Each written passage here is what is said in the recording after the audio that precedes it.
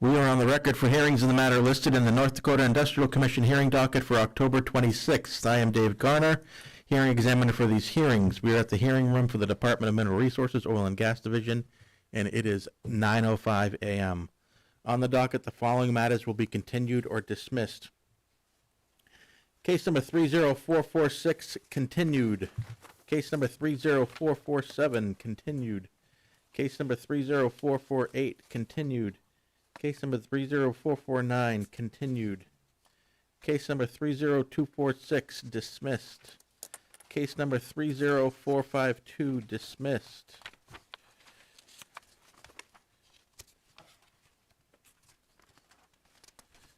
And then on the supplement, case number 30152, continued.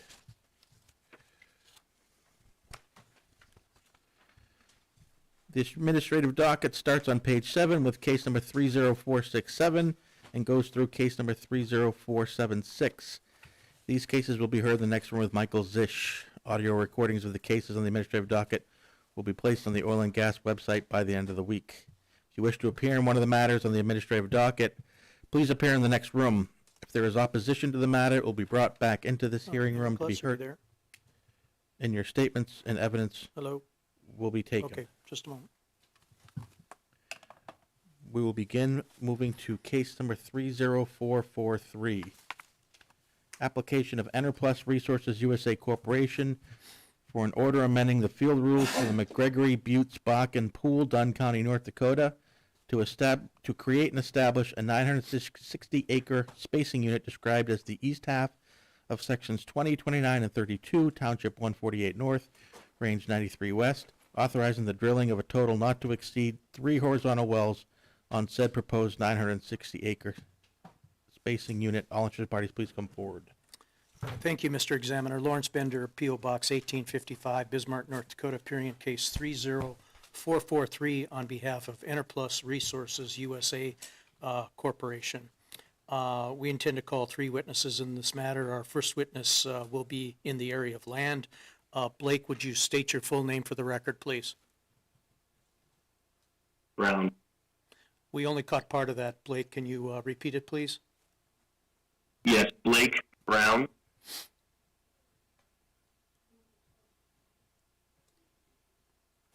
Hello, Lawrence. Can you hear me? Mr. Brown, Yes, do you solemnly swear or affirm under the penalties of perjury the testimony you're about to give in this matter will be true and correct to the best of your knowledge and belief? I do. Blake, by whom are you employed? Enerplus Resources USA Corporation. In what capacity? I'm the senior regional landman. And in that capacity, have you testified before the commission previously? I have. Had your qualifications accepted as that of an expert? They were. Offer the further testimony of this witness that of an expert. Motion granted. Blake, let's go to the packet of exhibits for this case. Let's skip the cover page and go to Exhibit L1. Tell me what L1 is, and then briefly discuss what is on L1. L1 is an area reference map showing the proposed 960-acre unit, which lies within the McGregory Buttes field. And L2. L2 is an ownership map. This particular map is depicting the underlying 1,280-acre unit comprised of sections 20 and 29, in which Enerplus has 100% working interest. Okay, and Exhibit L3. L3 depicts underlying units consisting of two 320-acre units, respectively, the east half and the west half of Section 32. Enerplus has 100% working interest in both the east half and the west half. And L4. L4 is the proposed 960-acre overlapping spacing unit consisting of the east half of Sections 20, 29, and 32, in which Enerplus would have 100% working interest.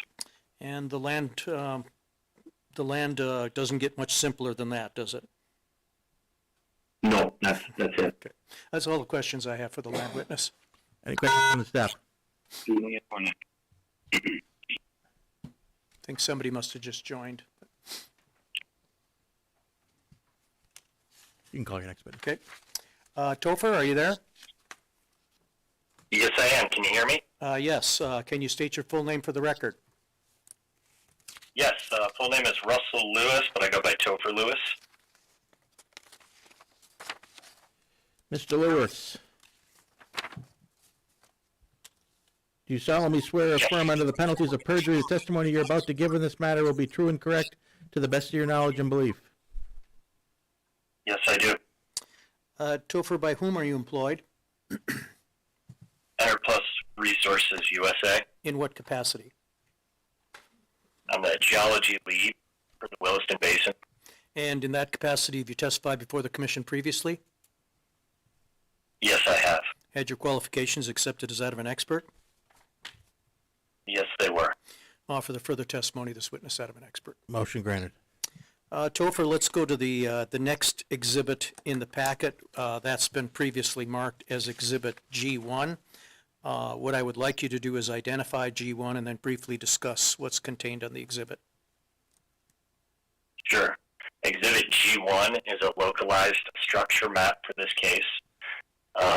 In the background, in the dark black lines, you can see the structure and subsurface TVD for the Upper Bakken Shale on 20-foot contour interval. In addition to that, all of the green sticks that you see are currently producing wells in the area. In addition to that, you can see in red the outline of our proposed 960-acre spacing unit. Inside of that proposed 960-acre spacing unit, you can see 3 dashed lines for the proposed wells that we eventually plan to drill with this application. 2 of them will be Middle Bakken, red on the outside, and then one of them will be a Three Forks first bench. That's the purple one in the middle. In addition to that, you can see the location of our existing pad, what we call our Hans Ducks pad. That will be the pad that we would use to drill these 3 wells. And in addition to that, you can see the Moreland 1, which is the reference well for this area that I'll talk to on the next slide. All right, let's go to the G2. Tell us what that is. G2 is a local offset reference log for this particular one. It's the Moreland 1, which is at 148.93, section 19. In this, you can see a log. On the left, you have gamma ray. The next track to the right is deep resistivity. The next track in red to the right of that is neutron porosity. And then the 4th track on the far right is bulk density. The text on the right shows the top unit that we use for our stratigraphy in the area. In addition to that, in the green highlight, you can see what we use for our main steering target in the Middle Bakken. That's in green. And then below that in purple, you can see what we use for our main steering target in the Three Forks 1. In addition to this, just for the definition of the pool, I included some text from order number 31178 that has a definition of the McGregory Buttes Bakken pool, which is defined from above the Bakken all the way down to the Bird Bear or the Niski Formation. And both of these wells will be drilled within that in just the Middle Bakken and the first bench in Three Forks. No further questions of Topher. Any questions from the staff? Topher, you said on exhibit G1, the red is Middle Bakken, is that right? Yes. And then, so 20 and 29 are a stand-up 1280. The east half of 32 is a stand-up 320, and the west half of 32 is a stand-up 320. Just out of curiosity, how did it happen that this east side just never got developed in both of those spacing units? Well, currently, both the east and the west side are 320s. The unit to the north was a 1280. Correct. And just due to the timing and development with this, we had it spaced for the 1280 to develop that first, and then the smaller units are 320s. And just due to the economics and the timing and the development of those pads, we just didn't get to the development of them. Our goal with this is to include those the economics and the waste much better by doing this from one pad location. Yeah, I understand it, but just visually, it looks like how, the two spacing unit, the development lines up very evenly. It just seems, it's just happenstance. It happened that neither the east half, or either one of those got developed? Yeah, I mean, there's one existing well in the east half and two existing wells in the west half of those 320s, and those were drilled, prior to even my involvement with Enerplus. Those are some initial wells that were drilled, and just due to the timing and the scheduling with the economics of the shorts, they just were, superseded by more economic development. Okay, thank you.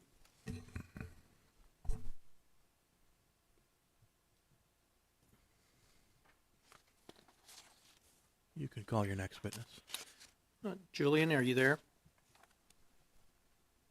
Yes, I am. Okay. Can you state your full name for the record, please? Julian Hornak. I'm sorry, I didn't catch the first name. Julian, Julian. Julian, okay. Mr. Hornak, Yes, sir. do you solemnly swear or affirm under the penalties of perjury the testimony you're about to give in this matter will be true and correct to the best of your knowledge and belief? Yes, sir. Julian, by whom are you employed?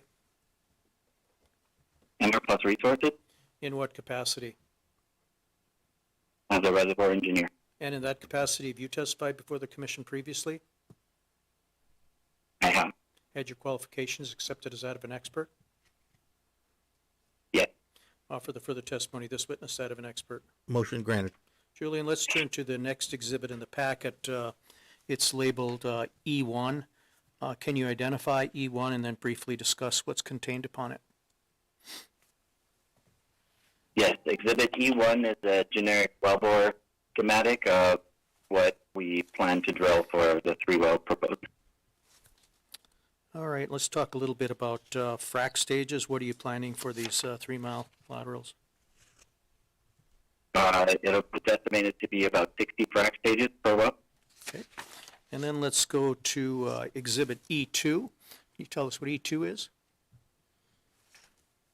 Yes, E2 Exhibit E2 is the Bakken Reservoir parameters, and with a thickness of 40 feet and a porosity of 5.1% and a water saturation of 28%, with a formation volume factor of 1.3 in the 960-acre drilling unit, we see 8.4 million barrels in place. The remaining reserves in this area is 1.6 million barrels, and we're expecting out of the Bakken well to get about 750,000 barrels per well. All right, and then let's go to E3. E3 is the Bakken economic summary, and at a flat oil price of $60 and a gas price of $3.60 for 14,800 foot extra long lateral with an initial capital investment of $10.2 million. We're expecting to see a before tax rate of return of 54.85%. All right, and then E4. These would be the Three Forks reservoir parameters for this area, and with a thickness of 40 feet, a porosity of 6.7%, and a water saturation of 28%, and a formation volume factor of 1.3 for the Three Forks wells for the 960 acres. We are seeing stock tank barrels, we're estimating stock tank barrels in place of 11 million, and the remaining reserves is 2.3 million in place, and we are expecting to get 650,000 per well. And Exhibit 5. I'm And sorry, Exhibit 5 is the Three Forks. E5. ahead. I apologize, E5. No problem. Exhibit E5 is the Three Forks economic summary, and then an oil price of $60 flat and a gas of $3.60 for 14,800 foot extra long lateral with the initial capital investment of $10.2 million. We're expecting to get 650,000 barrels of oil for this well, and the before tax rate of return is estimated to be 35.2%.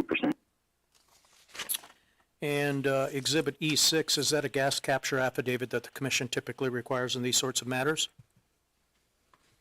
That is correct. In your opinion, will the requested relief prevent waste, protect relative rights, and prevent the drilling of unnecessary wells? Yeah. Mr. Examiner, no further questions. Offer the exhibits. The exhibits are admitted. Any questions from the staff?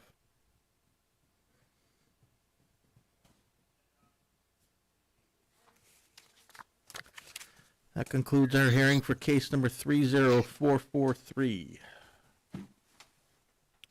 Case number 30444, application of Resonance Exploration North Dakota LLC for an order extending the field boundaries and amending the field rules for the Southwest Hope Spearfish Charles Pool, Bottineau County, North Dakota, to create and establish a 320-acre spacing unit comprised of the south half of Section 7, Township 162 North, Range 79 West, authorizing the drilling of a multilateral horizontal well not less than 330 feet to the boundary of such spacing unit and such other relief as is appropriate.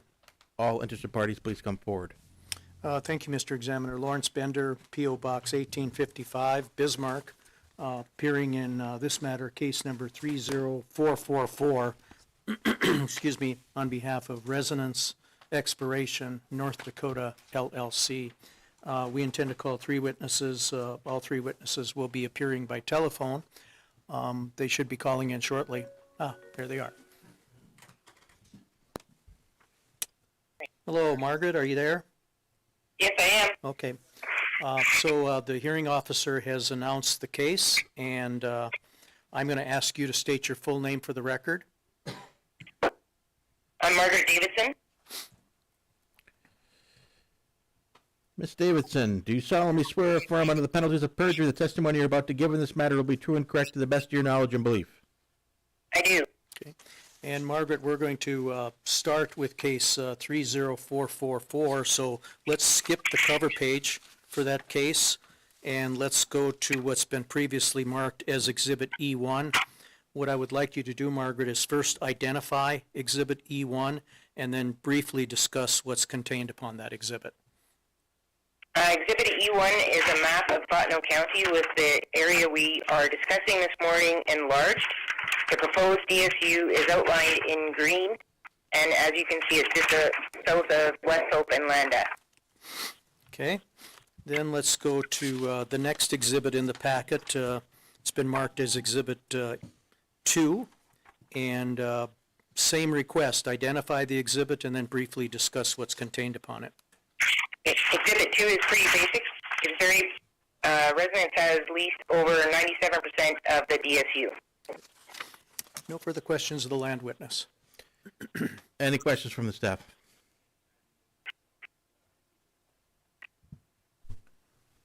Margaret, is there a small portion of Fish and Wildlife Service minerals in this spacing unit? Yes, there is. It's in the northwest quarter of the southeast quarter. It's 5.15 acres in that corner. Did you mean in the northeast or the southeast? Yes, I did. Thank you. Okay, thank you.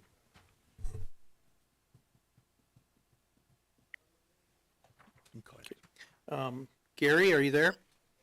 Yes, Will you state your full name for the record? Gary Walker. Mr. Walker, do you solemnly swear or affirm under the penalties of perjury the testimony you're about to give in this matter will be true and correct to the best of your knowledge and belief? Yes, Gary, by whom are you employed? Resonance Energy. In what capacity? I'm the president and chief operating officer. And in that capacity, you're a geologist by education and training, is that correct? Yes, And as a geologist, you've had an opportunity to testify before the commission previously, is that correct? yes, And in preparation for today's hearing, have you made a thorough study and review of all the relevant geologic matters? yes. And offer the further testimony of this witness that of an expert. Motion granted. Gary, let's turn to Exhibit 3. And what I'd like you to do is identify Exhibit 3 and then briefly discuss what's contained upon it. Exhibit 3 is the structure contour map on the Midale porosity. It's based on well control and some proprietary 2D seismic that we have in the area. And one thing to note on this exhibit is we believe the south half of 7 may have an opportunity to drill a Midale well based on, we think there's a subtle low on the west portion of this, of the west portion of the south half of 7 that separates it from the Midale well to the west of that in section 12. So we think there's another little potential nose to drill here. Okay, and then you show a line of cross-section on this exhibit as well? Correct. Okay, Yeah. and you're going to discuss that later on in the presentation, is that correct? Yeah, that's another exhibit coming up. Okay, let's go to Exhibit 4. Tell me what that is. Exhibit 4 is a net pay map of the Midale porosity, and it shows the Huber 1301H Midale well in section 12, and a little piece of it's in section 1.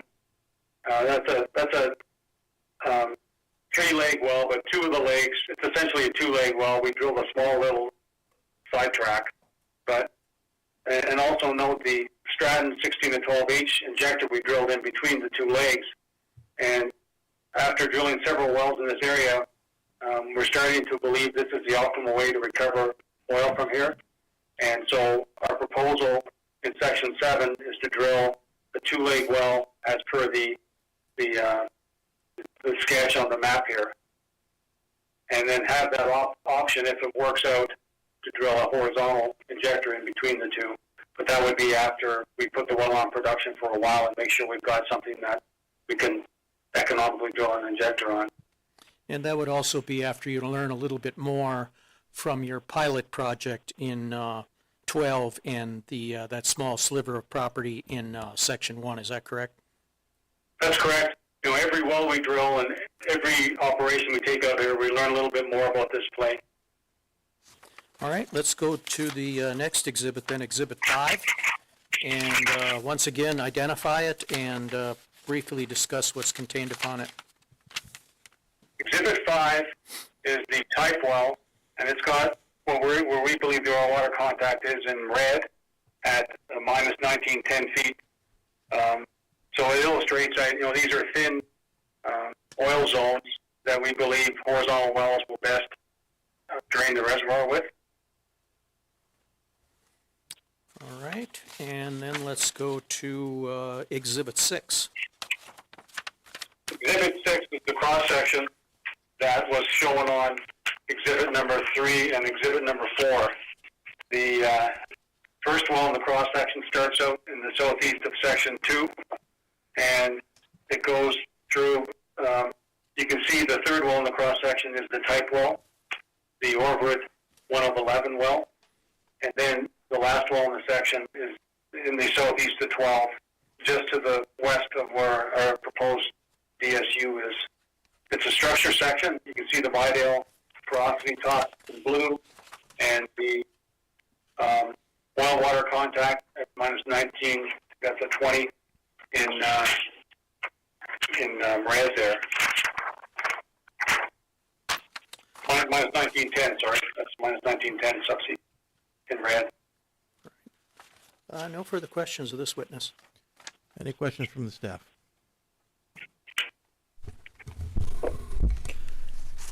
Gary, your structure map, Exhibit 3, drawn on the top of the Midale porosity, that's the blue line as identified on your cross sections, Exhibit 5 and 6? Yes. And the structural nose you've got kind of identified that you're targeting with these wells, was that identified purely on your seismic, or do you have some well control that's supporting that? It's mostly seismic. Okay. And you don't have a well that moves over into that area, correct? So that's why it's not included in your 8A prime cross section. Yes. Correct. Looking at your Exhibit 4, what'd you use to net down the porosity?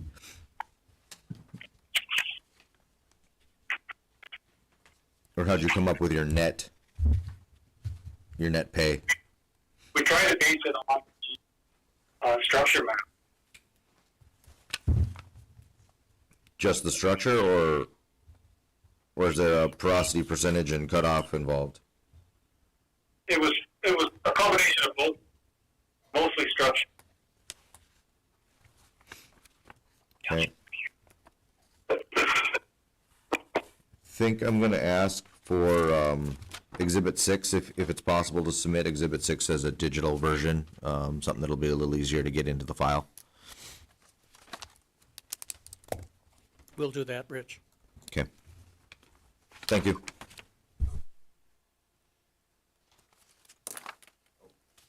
One other question. Gary, this is the same general target that is targeted throughout the rest of the Southwest Hope Fields, correct? It's primarily Midale pay, or at least your horizontal wells immediately west are, correct?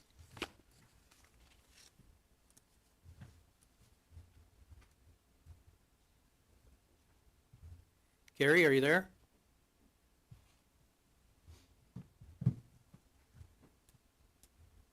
Lose them?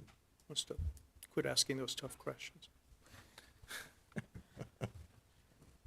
Is anyone on that side?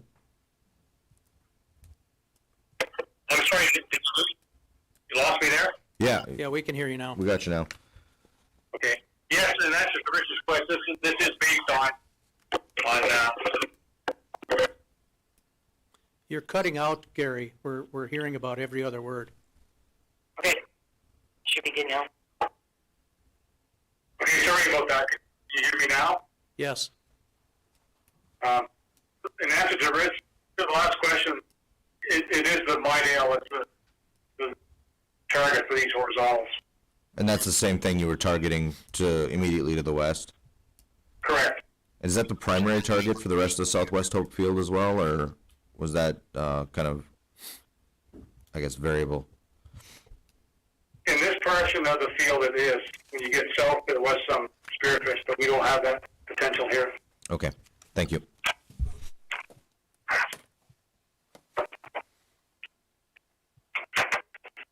You can call your final witness.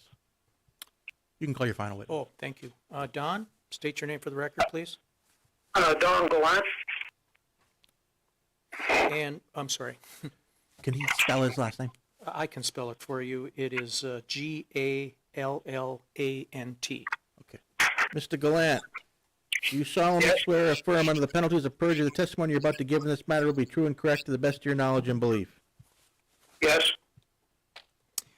Don, by whom are you employed? Resonance Energy, In what capacity? engineering manager. And in that capacity, have you testified before the commission previously? I have. Had your qualifications accepted as that of an expert? Yes. Offer the further testimony of this witness that of an expert. Motion granted. Don, let's go to the next exhibit in the packet, which is Exhibit 7. Can you tell us what Exhibit 7 is? Exhibit 7 is the Southwest Hope Midale Reservoir properties.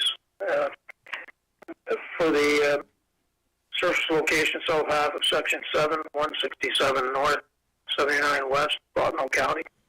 The lithology, limestone, dolostone. Initial reservoir pressure, 1,811 psi. Oil gravity, 35 API.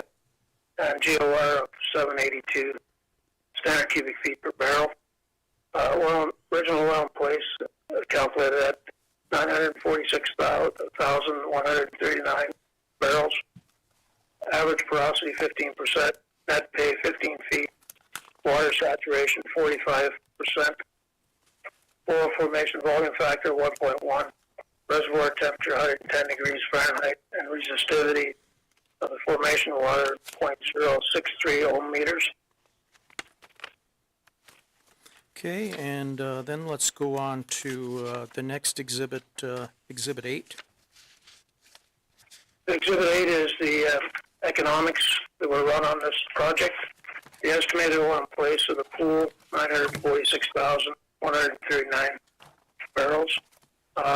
Primary recovery factor estimated 9.2%. The completed well costs of $1.64 million. The initial production estimated at 95 barrels of oil a day, and the estimated ultimate recovery of 99,200 barrels of oil. Working interest 97.5%, royalties and overrides 16.875%.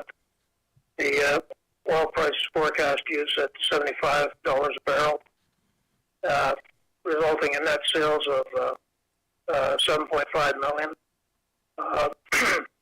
The production and extraction tax $621,800. Operating costs estimated at $823,800, with net income of almost $4.8 million, and the net investment of $1.6 million, resulting in a return on investment of 71.5%. Don, in your opinion, will the requested relief prevent waste, protect relative rights, and prevent the drilling of unnecessary wells? Yes. No further questions. Offer the exhibits and request that the record remain open until October 31 to provide the digital copy of Exhibit 6. Okay, the request is granted. The exhibits are admitted. Any questions from the staff?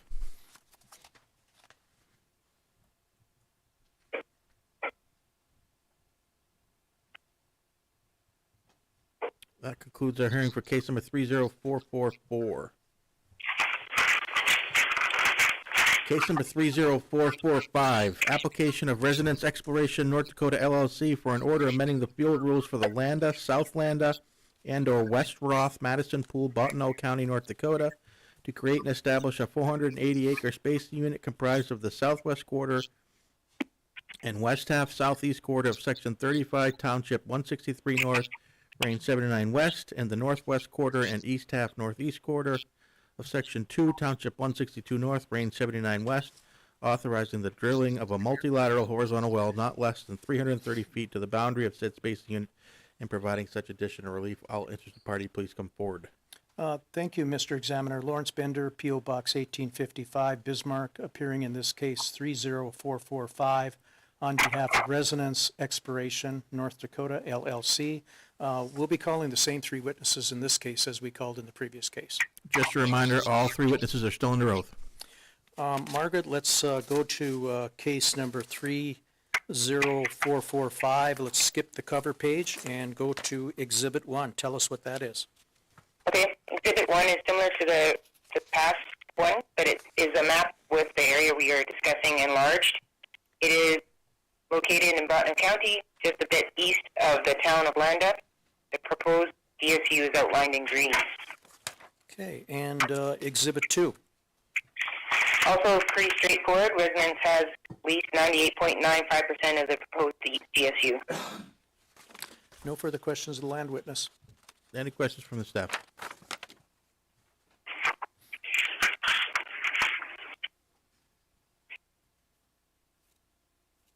You can call it. Okay, Gary, let's go to Exhibit 3.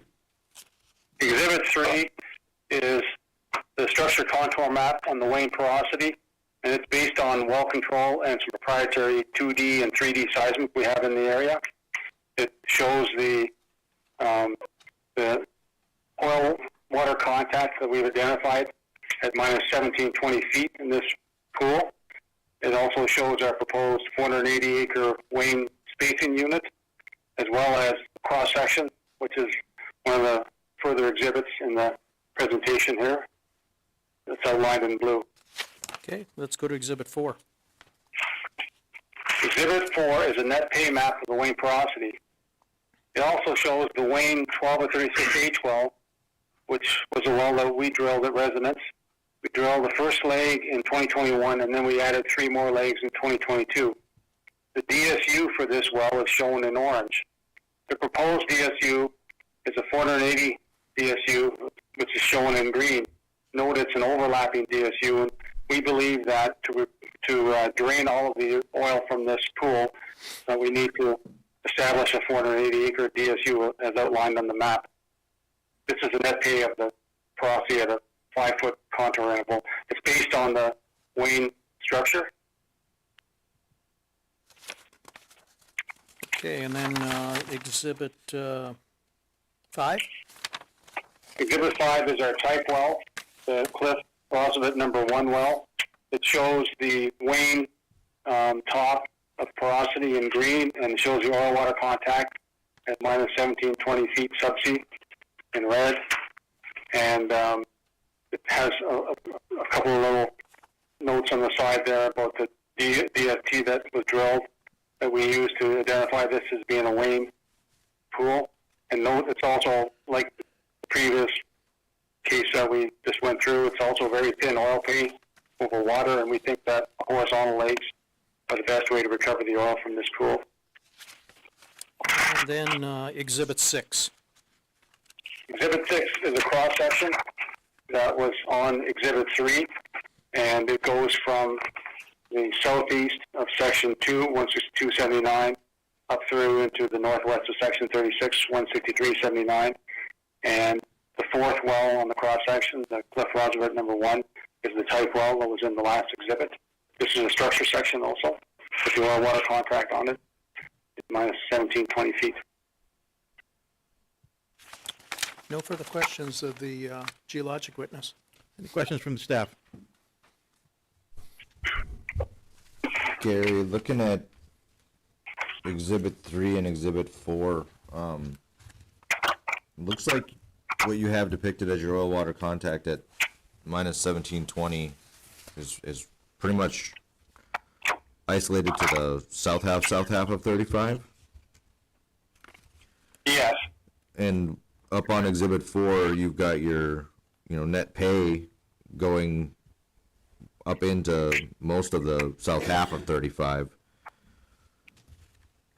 That's correct. They're both highly interpretive maps, and there is a difference there. And until you drill the legs, you really don't know which one. And I think for us, the last thing we want to do is TD a well, when you're still structurally high, and you could have kept going. So we tend to, for a net pay map, we drew it out a little bit more than the structure indicated. But they're highly interpretive based on the seismic, basically, in this area. Okay. For that part. And your intent would be to drill that well from a location in near the center of 2, correct? And you'd be drilling Correct. towards that cutoff point? Exactly, yep. And you'd drill your laterals until you felt you were out of that pay? Yes, that would be our plan. Okay, so there's a chance those laterals on Exhibit 4 would be cut a little bit short depending on what you're observed during drilling. Correct. Okay, thank you. Gary, on Exhibit 4, and you mentioned that these are overlapping spacing units? Yes. And both of these the proposed well and the current well will be drilled in the same porosity? Yes. So the two wells where the spacing units overlap will be competing for those reserves?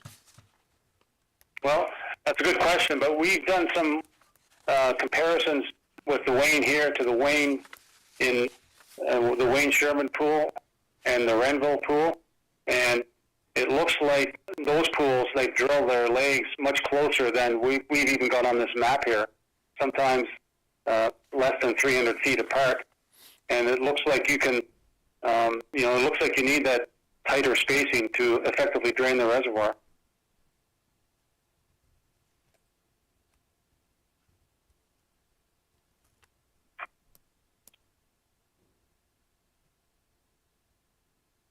When you drill this well, which lateral will you drill first? Very likely the straight one, and then you just drill your side tracks off of that.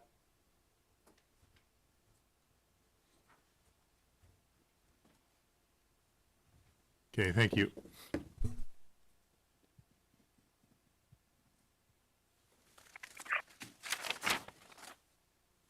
can call your. Okay, Don, you still there?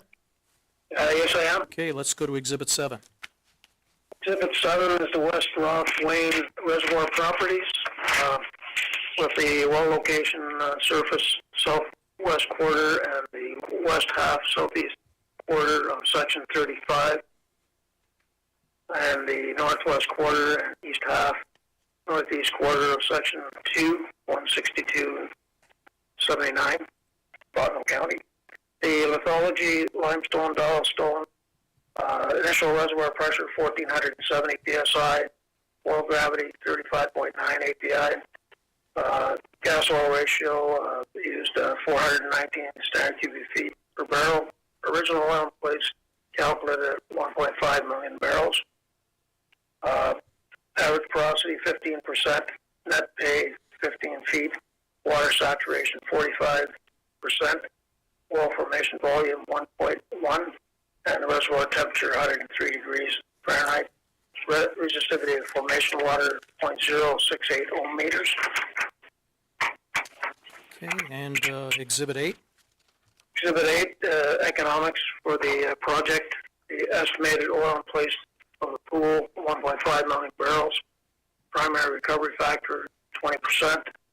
Completed well cost, a little over $2 million. Initial production, 180 barrels a day. Estimated ultimate recovery of 117,100 barrels. Working interest, 98.95%. Royalty and override, 16.31%. Oil price forecast, $75 dollars a barrel. Net sales, $8.7 million. Production and extraction tax, $727,100. Operating costs estimated $487,200. Net income of a little over $6 million. And the net investment of $2 million. Return on investment of roughly 205%. Don, in your opinion, will the requested relief prevent waste, protect relative rights, and prevent the drilling of unnecessary wells? Yes. I have no further questions of this witness. We would offer the exhibits, and I don't recall, Rich, did you need a copy of this one as well? This Exhibit 6 is a little bit clearer. I think it'll be Okay. fine. Okay, great. Then I guess we'd offer the exhibits, and that will conclude our presentation. Okay, the exhibits are admitted. Any questions from the staff?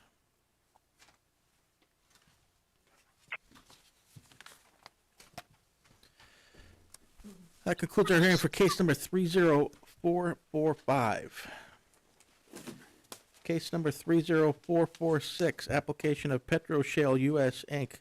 for an order amending the field rules for the Mandaree Bakken Pool, Dunn County, North Dakota, so as to create and establish an overlapping 1280-acre spacing unit comprised of sections 10 and 11, Township 149 North, Range 93 West, authorizing the drilling of a horizontal well on or near the section line between existing spacing units of said proposed overlapping 1280-acre spacing unit, such other relief.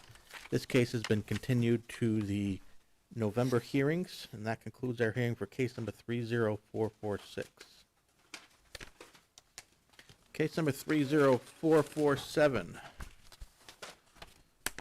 Application of PetroShale US Inc. for an order amending the field rules for the Eagle Nest Bakken Pool, Dunn County, North Dakota, so as to create and establish an overlapping 640-acre spacing unit comprised of the west half of Section 4 and the east half of Section 5, Township 148 North, Range 94 West, authorizing the drilling of a horizontal well on or near the section line between existing spacing units of said proposed overlapping 640-acre space unit and such other relief.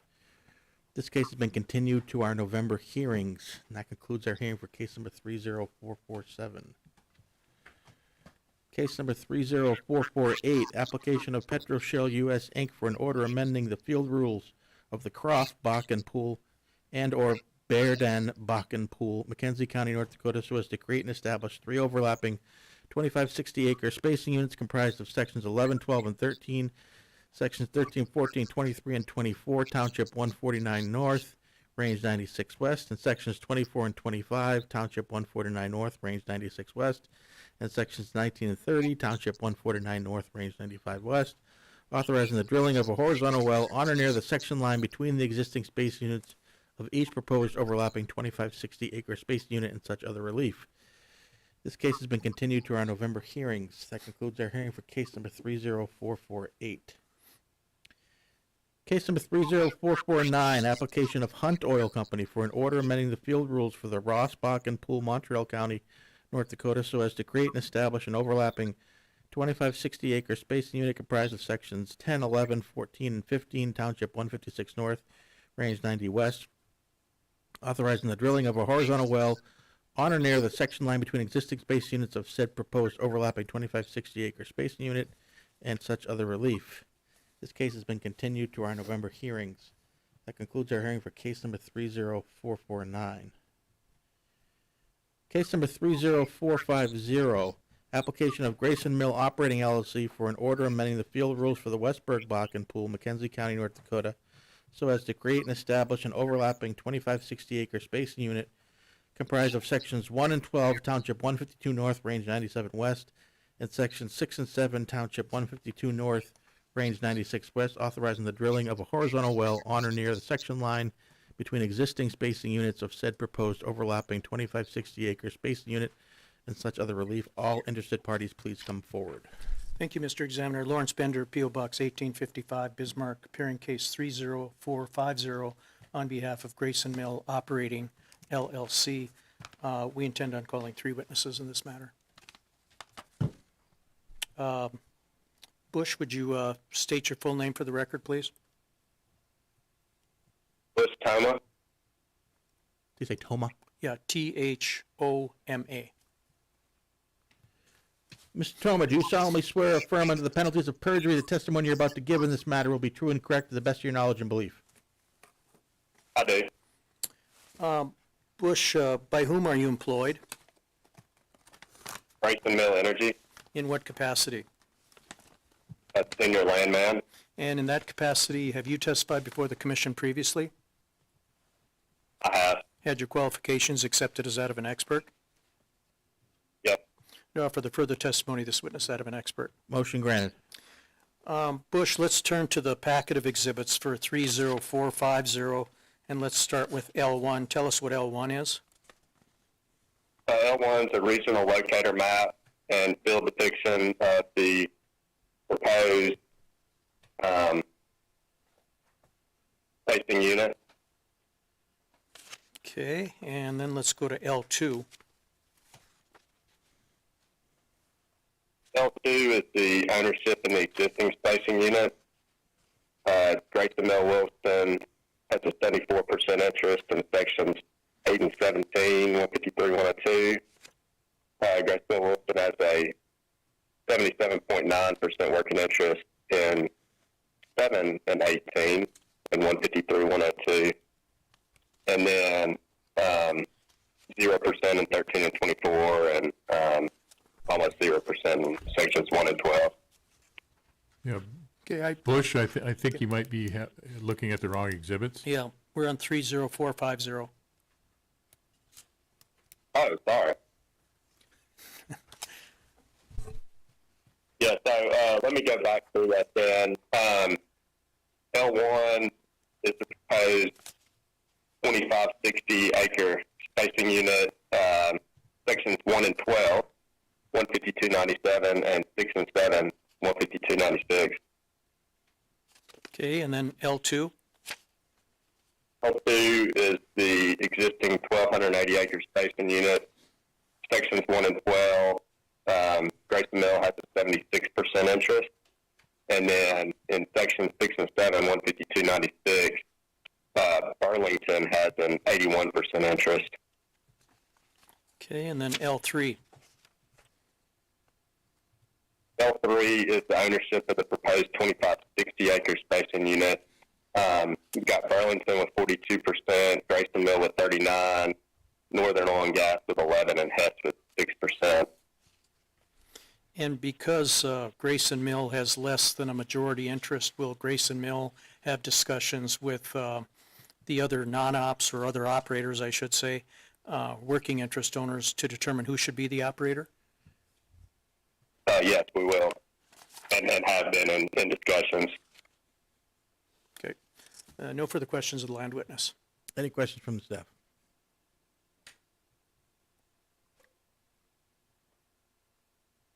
You can call your second witness. Mark, you state your full name for the record? Wasilewski, You want to spell your last name, please? Washulski. And, I'm sorry, swear time. Mr. Wasilewski, do you solemnly swear or affirm under the penalties of perjury the testimony you're about to give in this matter will be true and correct to the best of your knowledge and belief? I do. Mark, by whom are you employed? Grayson Mill Energy. In what capacity? Senior operations geologist. And in that capacity, have you testified before the commission previously? Yes, I have. Had your qualifications accepted as that of an expert? Yes.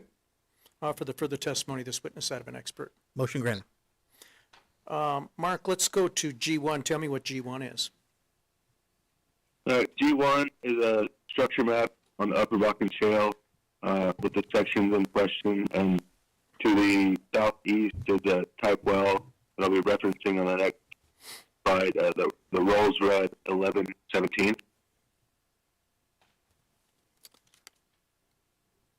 Okay, and then let's go to Exhibit G2.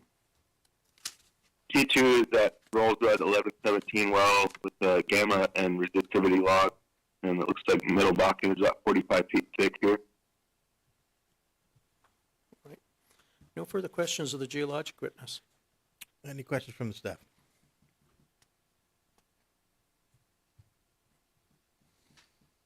You can call your third witness. Okay, Nikki, would you state your full name for the record, please? Nikki Nichols? Ms. Nichols, do you solemnly swear or affirm under the penalties of perjury the testimony you're about to give in this matter will be true and correct to the best of your knowledge and belief? Yes. Nikki, by whom are you employed? At Grayson Mill Energy What capacity? as a reservoir engineer. And you've testified in that capacity before the commission previously and had your qualifications accepted as that of an expert? Yes, I have. Offer the further testimony of this witness that of an expert. Motion granted. Nikki, let's go to the next exhibit in the packet. It's been marked E1. Can you tell me what E1 is? Sure. E1 is our proposed directional well plot. You can see existing Middle Bakken wells in the solid blue line and existing Three Forks wells in the solid orange line. Our proposed Middle Bakken section line well is in the dashed blue line. And E2. E2 is a wellbore schematic of a 10,000-foot lateral with a three-string casing design, roughly 60 plug-ins per stage completion. E3. E3 is the reservoir characteristics table, and we're targeting the Middle Bakken as our producing zone with a TVD of 10,615 feet. We have 45 feet of net pay, 6.7% porosity, and just over 26% water saturation. And E4. E4 are single well economics. For the Middle Bakken Reservoir, we would expect an initial rate of 1,800 barrels of oil per day, with an oil EUR of 483,000 barrels of oil, just under 2 BCF of gas, and 1,000 MBOE EUR. And then single well economics in the lower table at $70, $3.25 price, with just above $9 million in CapEx, yield a $4.8 million PV10 and a 55% IRR. And then Exhibit GM1, is that a gas capture affidavit that the commission typically requires in these sorts of matters? Yes. And in your opinion, will the requested relief prevent waste, protect relative rights, and prevent the drilling of unnecessary wells? Yes. No further questions. Offer the exhibits. The exhibits are admitted. Any questions from the staff? Nikki, on Exhibit E1, are you going to re-drill the Bakken well to the west of the lease line well?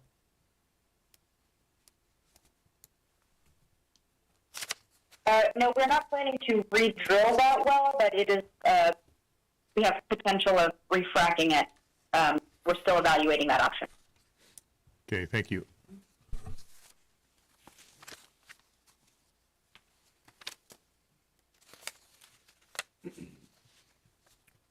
concludes our hearing for case number 30450. Case number 30451, application of Grayson Mill Operating LLC for an order amending the field rules for the Elk Bakken Pool, Mackenzie County, North Dakota, so as to create and establish two overlapping 1920 acre spacing units comprised of sections 15, 16, and 17, and sections 20, 21, and 22, Township 151 North, Range 102 West, authorizing the drilling of a total not to exceed 5 wells on each proposed overlapping 1920 acre spacing unit, and/or such further relief. All interested parties, please come forward. Thank you, Mr. Examiner. Lawrence Bender, P.O. Box 1855, Bismarck, and I'm appearing in case 30451 on behalf of Grayson Mill Operating LLC. We intend to call 3 witnesses. The land witness and the geologic witness will be the same as appeared in case 30450. We will have a different engineering witness, however. Okay, just a reminder to those witnesses, you're still under oath. Bush, let's go to case 30451, and let's go to L1. Tell me what L1 is. L1 is the regional locator map and field depiction of the proposed 1920 acre spacing units, 15, 16, and 17, 20, 21, 22, all in 151, 102. All right, and L2. L2 is the existing spacing unit. You've got a 1280 with comprised of 17 and 20, another 1280, 16 and 21, and then 2 stand-up 640s in 15 and 22, one on the west half and one on the east half of those sections. And the plan here is take these various stand-up spacing units and overlap them with 2 1920s. Is that correct? Yes, that's correct. All right, let's go to L3. L3 is the ownership of an existing 1,280 acre spacing unit, the Papineau Trust. Grayson Mill has a 78.36% working interest. Okay, and L4. L4 is the ownership of the existing 1,280 acre spacing unit, the Lyle, section 17 and 20. Grayson Mill's got a 85% percent working interest. L5. L5 is the existing 640, the Mareshek, the west half of 15 and 22. Grayson Mill has 100% working interest. And L6. L6 is an existing 640 spacing unit, the east half of 15 and 22, and Grayson Mill has a 90% working interest. And L7. L7 is the ownership of the proposed 1920 consisting of 15, 16, and 17. Grayson Mill will have an 86.15% working interest. And L8. L8 is the proposed 1920, sections 20, 21, and 22, and Grayson Mill will also have an 86.15% working interest in that unit. No further questions. Any questions from the staff?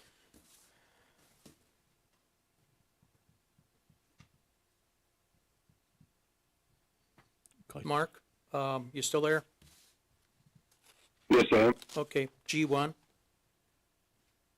G1 is a structure map on the Upper Bakken Shale.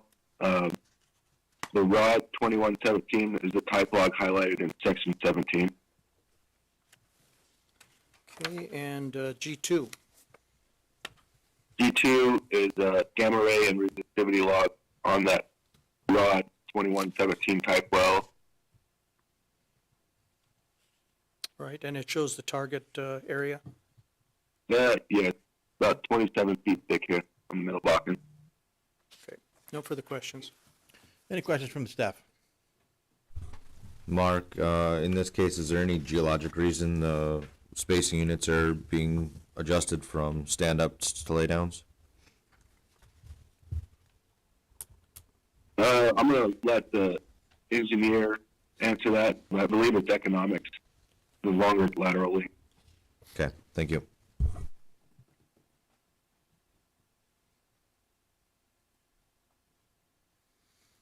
You can call your third witness. Okay, Kristen, can you state your full name for the record, please?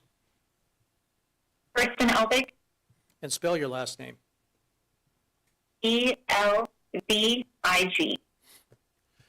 Ms. Elvig, do you solemnly swear or affirm under the penalties of perjury the testimony you're about to give in this matter will be true and correct to the best of your knowledge and belief? I do. Kristen, by whom are you employed? Grayson Mill Energy, In what capacity? reservoir engineer? And in that capacity, have you testified before the commission previously? No.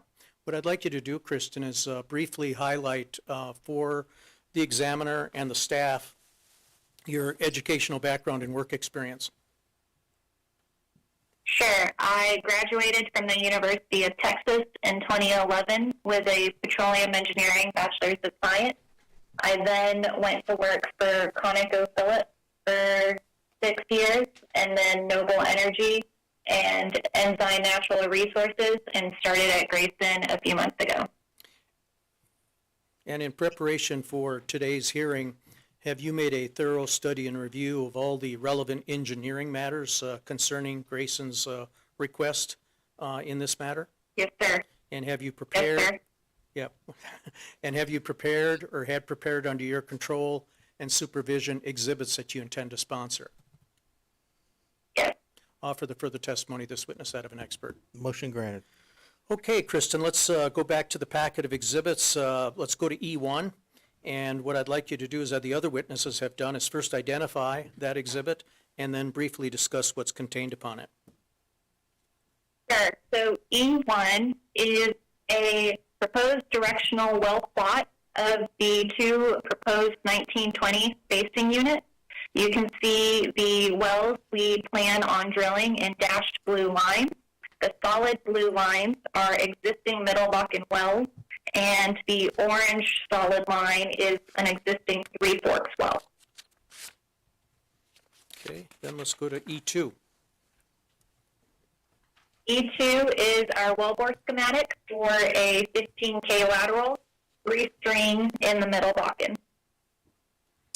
And in terms of fracture stages, what are you planning for these proposed 3-mile laterals? We're estimating about 70 plug-and-perf stages. All right, and then let's go to E3. E3 shows the reservoir characteristics for the spacing unit. For the Middle Bakken, we believe the net pay is 27 feet, the porosity is 7%, and the water saturation is 22%.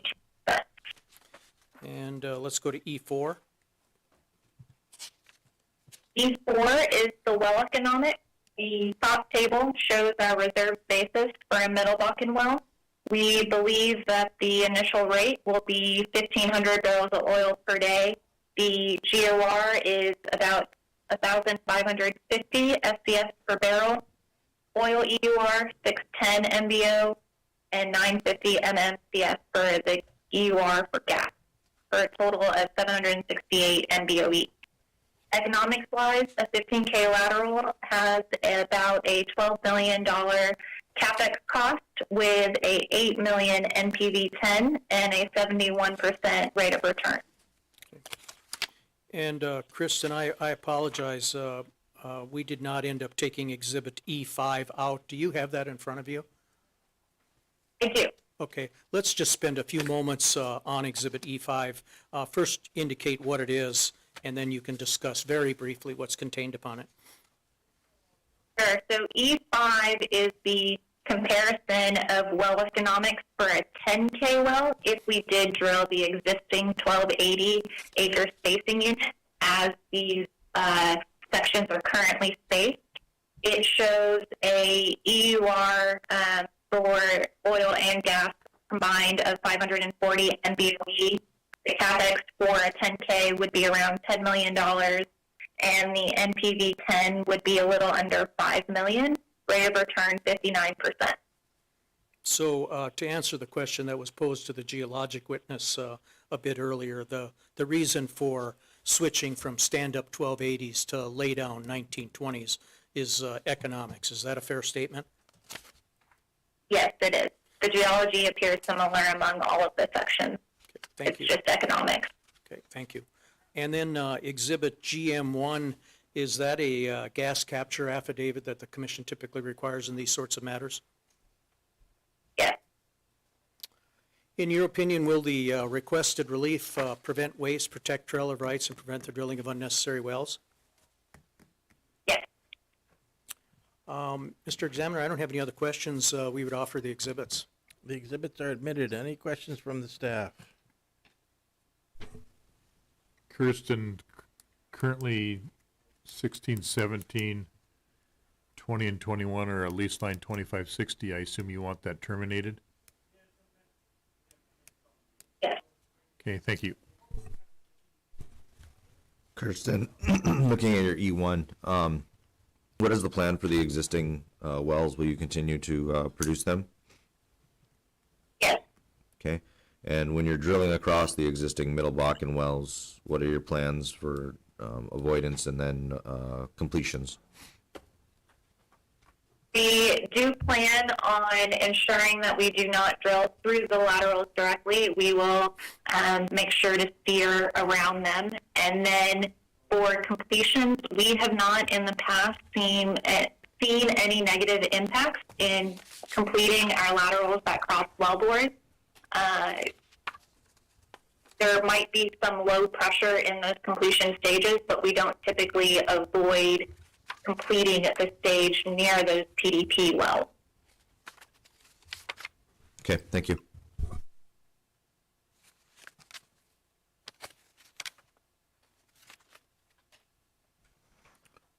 That concludes our hearing for case number 30451. This time, why don't we take a 10-minute break?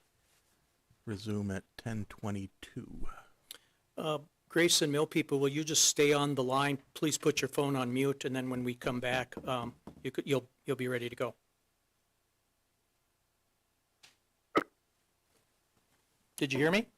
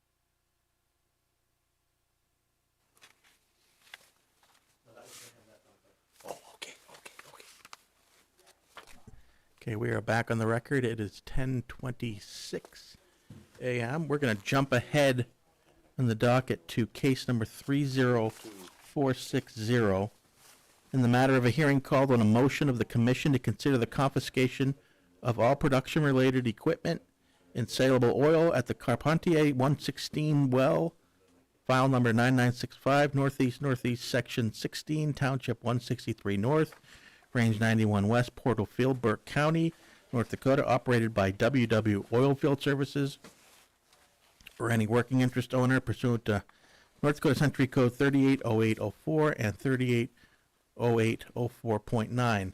I will note this case has been continued to the November hearings. There was a request to appear that cannot be accommodated, but we will allow public appearance at this time. You can proceed. Okay, this is on. Okay, I'm Ted Hawbaker, from Portal. I've rented this land for, well, over 40 years, actually, since before this well was drilled, and I'm here on behalf of the Carpenter family. Oh, Ted, I need to swear you in real quick. Oh, okay. Please raise your right hand.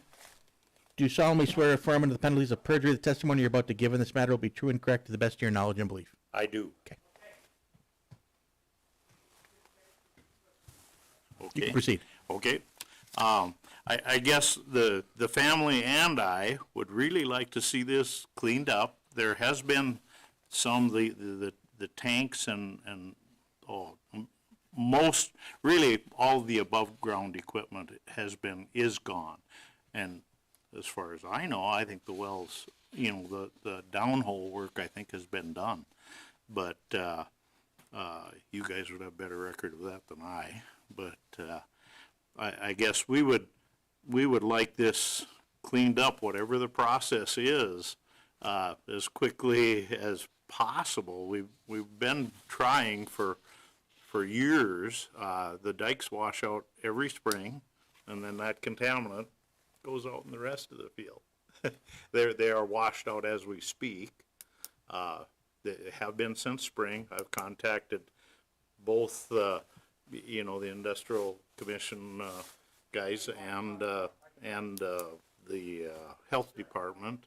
Health Department says it's in your court, and we just aren't getting, with I think the operator was MBI, and there's nobody that nobody fixes anything.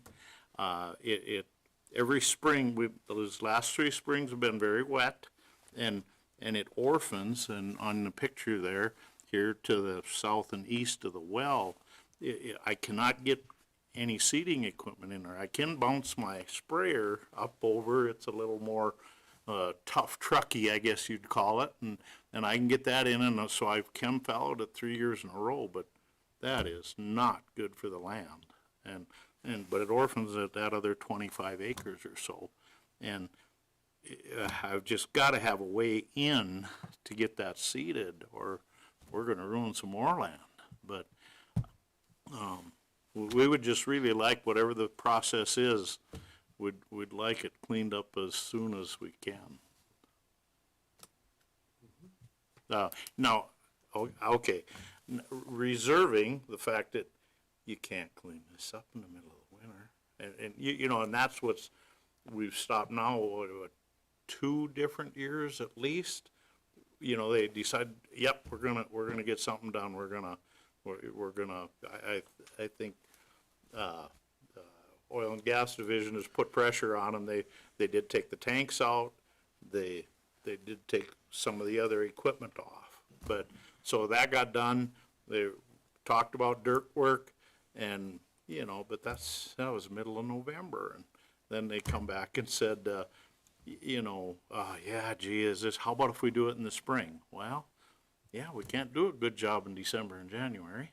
So, so I agreed to that, and then in the spring, my contact, I called him, and he says, okay, yeah, let me see if we can get at it. I said, well, it's a little wet yet, but we're probably going to be good by, last half of May, early June. And he says, okay, and he called me about 3 or 4 different times, like back and forth we were for 2 weeks probably, and he says, you know, nobody will return my call, and I think I've probably been fired. And that's, that's the last I've heard. So I get nothing, you know, then I talk to you guys, and then that's where I heard about this confiscation thing and this process, so, I understand there's a process, but we'd sure like it to happen and be able to get this cleaned up. There's a lot of contaminant outside the location from salt water being, you know, running over the dikes or through, or even the years when there was no dikes. You know, there was not always dikes here 30 years ago, and so on. So there's a lot of contaminant outside the location also. So that's kind of how it lays, but boy, if it would be okay, I mean, this is not gonna be cleaned up by spring, especially if it's being continued. If it's not happening right now, it's not gonna be cleaned up by spring. I would like permission to knock down a dike and be able to get my seeding equipment in there. I don't know who gives that permission, or if I can do that without it becoming my problem. I don't want that to happen either, but I pay rent on 30 acres, and that's not even the part of it. It's just the fact that I've followed that 3 years in a row now, and we don't want to follow it 4. You know, it's just not good for the land. So I've chem fallowed it. So it has not a crop on now for 3 years. That 20 acres I drew out in red. So that's kind of what we've got, but the family would really like that cleaned up if at all possible. So Ted, you had stated you had some contacts and they were indicating to you that they would clean it up in the spring. Was that in the winter of 2022 that they were talking with you? that would have been probably the winter of 2021. 21. So, you know, that fall we worked on it. They took some samples in location, in spots on the location, both the wellhead and up by the tanks, and then some off the location to the east of. Most of the contamination outside the location is to the east of the tank site, and also to the east of the east and south of the wellhead site. And dikes right now are washed out both on the west side of the wellhead site and the east side of the wellhead site. And that was a representative from WW Oilfield Services that you were working with? He was contracted to take care of that project. A Rocky, I'd have to find his name here. Rocky somebody. I think I can get that. I've got his name. I've got his number, but I've just got him in my phone as Rocky. And he was up and in contact with me very well, and he's the mayor of White Earth. That's his claim to fame. But he then that spring, when we were going to try and get this going, because that was their claim, is that then okay in the spring, you know, if it's okay with us. And we don't want it reclaimed in December and January. It's not going to be a valid reclamation. It will not be a good job. And then just for note or for record, the document that you handed out is your USDA farm report, and the abbreviations you have on there, that's just your crops and your lands of what was planted, correct? Yes, this is an FSA map, and so the PP, it means prevent plant, you know, that 7345 that's up there, that's just actually the whole amount of prevent plant in that quarter section. Okay, I just want to make sure. So they really don't have much determination. That area, I am guessing, you know, and it's a guess, but kind of an educated guess. I've been at it for 45 years, so, but I think it's in the 22 to 3 acres, somewhere in there, that I can't access. And there's probably 3 or 4 acres of that's kind of contaminated and won't grow anything anyway. But hopefully it will after, after cleanup.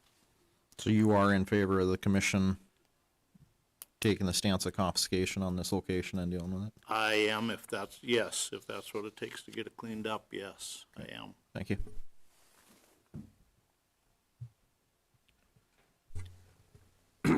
Ted, you mentioned that you'd like to be able to remove some dikes so you could get your equipment in there. What dikes are we talking about? Where I would go is up at the tank battery location where the trucks used to pull in. It would be right at the northeast corner where up there, there is a little black dot and line there. And I would take out about 70 foot of dike there, probably just push it down so that it would be level and kind of serve as a ramp or approach to get my equipment in.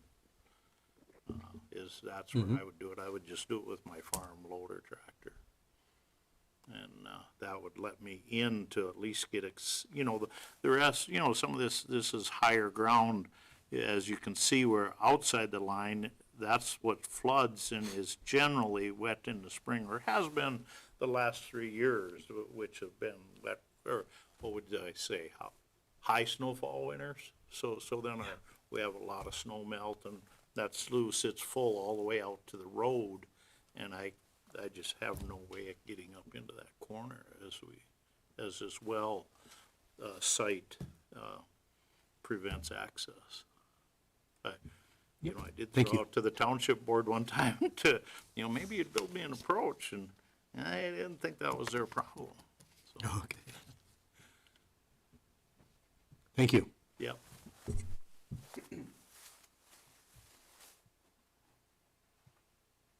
Anything further? Well, your exhibit will be admitted, Okay. and thank you for your comments. As I mentioned, the hearing will be continued until the November hearings, and that concludes our hearing for case number 30460. Thank you.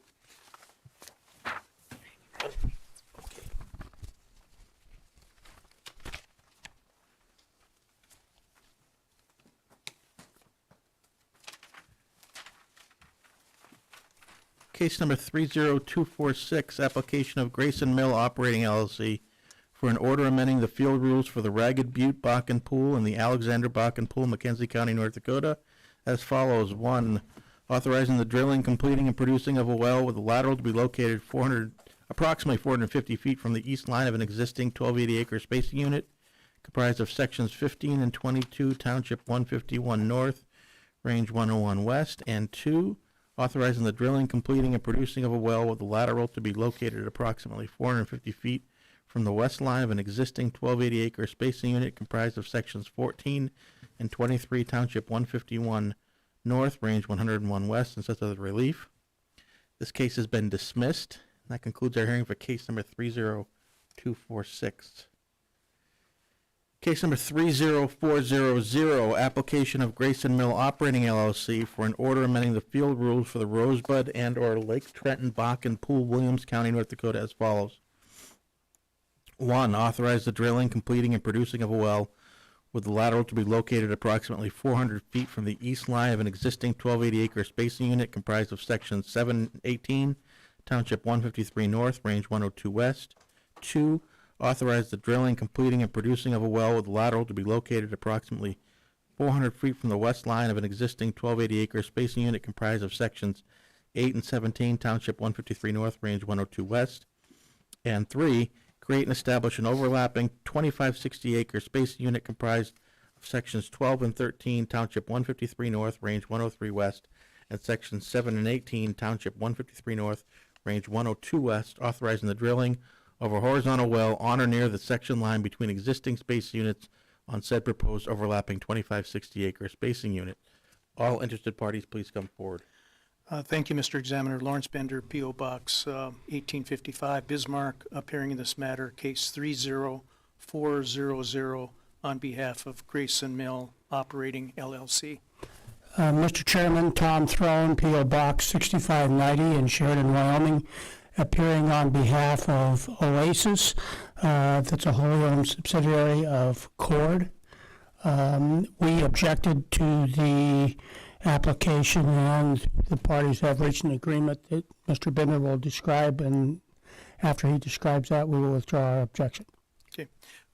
Thank you, Mr. Throne. Mr. Examiner, yes, Mr. Throne is correct. I had an opportunity to talk with Mr. Throne during the break. Thank you for that. And Grayson Mill is willing to withdraw without prejudice Romanet 3, which is the request for the creation of the 2560 overlapping spacing unit, which, like I said, shows up as Romanet 3. I don't think I'll bother to read the sections and townships and ranges. I think we're all in agreement as to that. And then we would proceed with respect to Romanet 1 and Romanet 2, which is in essence two requests for exception locations, mere exceptions, where a well would be drilled 400 feet either side of a section line where there's an existing 1280 on either side. Okay, so at this time, we will proceed with subsections 1 and 2 of case number 30400, and subsection 3 has been withdrawn. Okay. And Oasis withdraws its objection and has no objections to Romanet 1 and 2. Okay, thank you. Thanks, Tom. Thank you. Mr. Examiner, we're going to be calling 3 witnesses in this case, and some of who have appeared earlier today. The land witness and the geologic witness will be identical as in the previous 2 cases, but we will have a different engineering witness. Just a reminder, those 2 witnesses, you are still under oath. Okay, Bush, are you there? Are you on mute? Oh, I'm on mute. Bush, are you there? Hello? Yes. Okay, great. Thanks. Yeah, thanks for your patience. So can you state your name for the record? Well, actually, we don't have to do that because you've testified in previous cases. Let's go to the packet of exhibits for case 30400, and let's skip again the cover page, and let's go to exhibit L1. Tell us what L1 is. L1 is the regional locator map and field depiction of the proposed spacing units, I guess really existing spacing units in the Rosebud and Painted Woods and Lake Trenton fields. Okay, and just to sort of reiterate what I mentioned in my opening here is we're going to be focusing now in terms of this map below, we're going to be focusing on those areas kind of in the center where you show the 2 exception locations. Is that correct?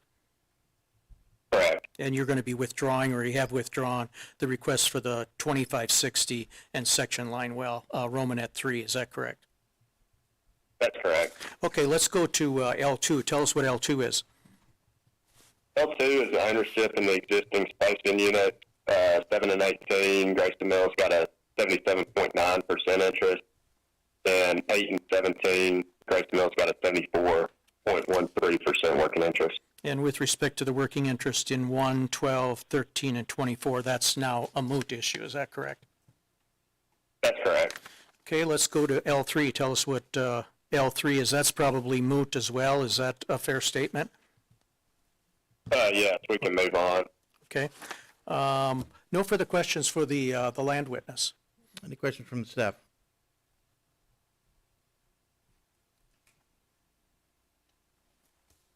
Proceed. Mark, are you still there? Yes, sir. Okay, Mark, let's go to Exhibit G1. Tell us what G1 is. G1 is a structure map on the Upper Bakken Shale. The sections are highlighted, surrounded in red square, and the type log, the Martin 1, is just to the northeast in Section 6. Okay, and what's surrounded in the red square is the 2 1280s, where we're asking for the 400-foot mere exceptions, correct? Yes, that's correct. Okay, and then G2? E2 is that Martin 1 type well with gamma ray and resistivity lock. And the middle block is 32 feet thick here. Okay. No further questions. Any questions from the staff?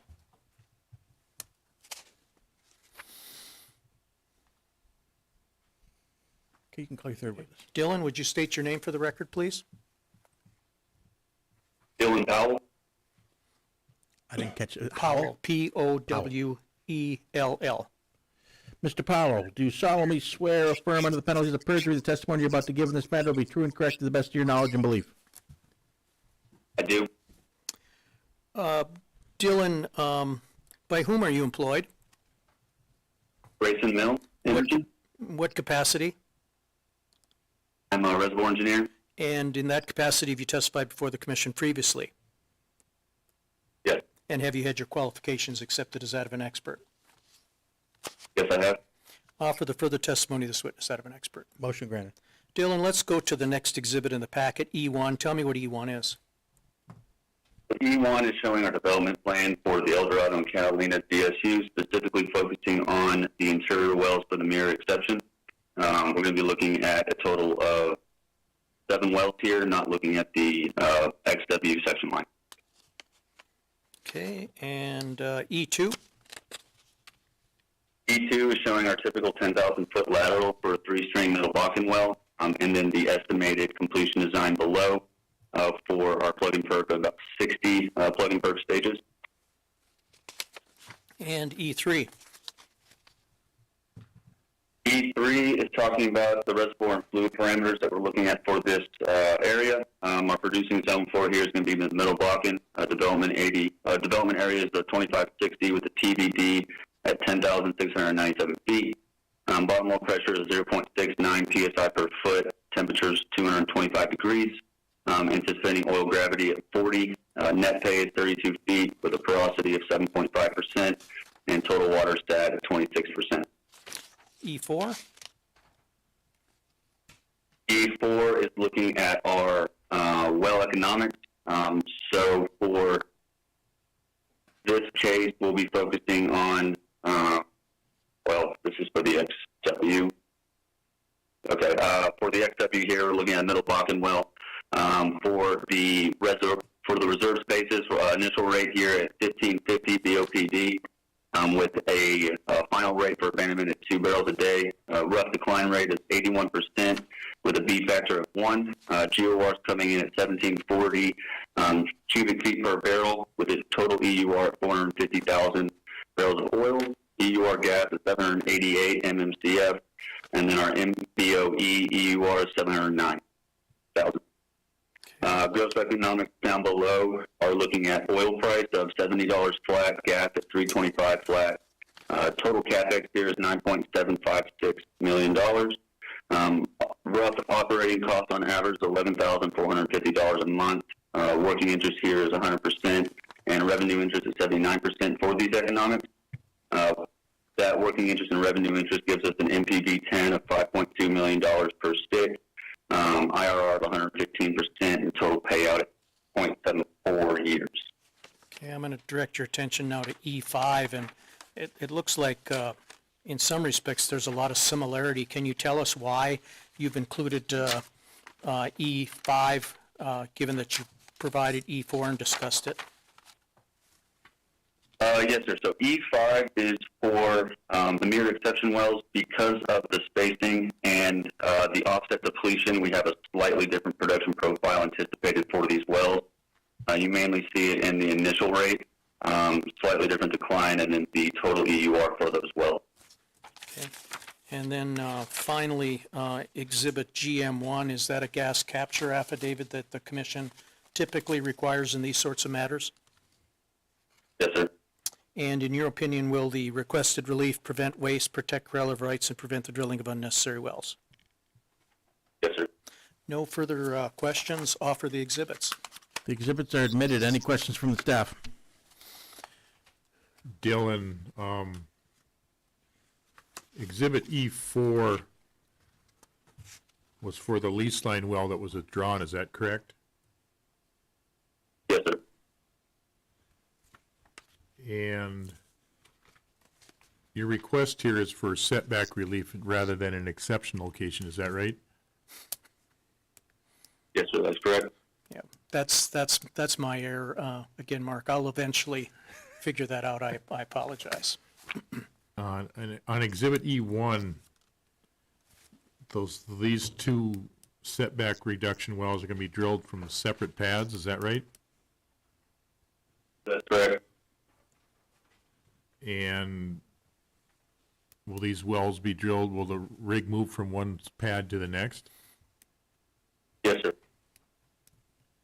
And will these two wells be completed at approximately the same time? Yes, sir. Okay, thank you. I'm just going to have to get the word exception out of my vocabulary and refer to them as mere setbacks, and then I will probably get it right. So thank you, Mark, for correcting me.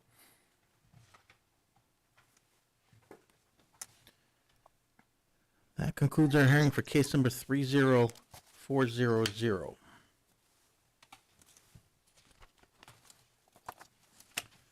Case number 30452, application of EOG Resources, Inc.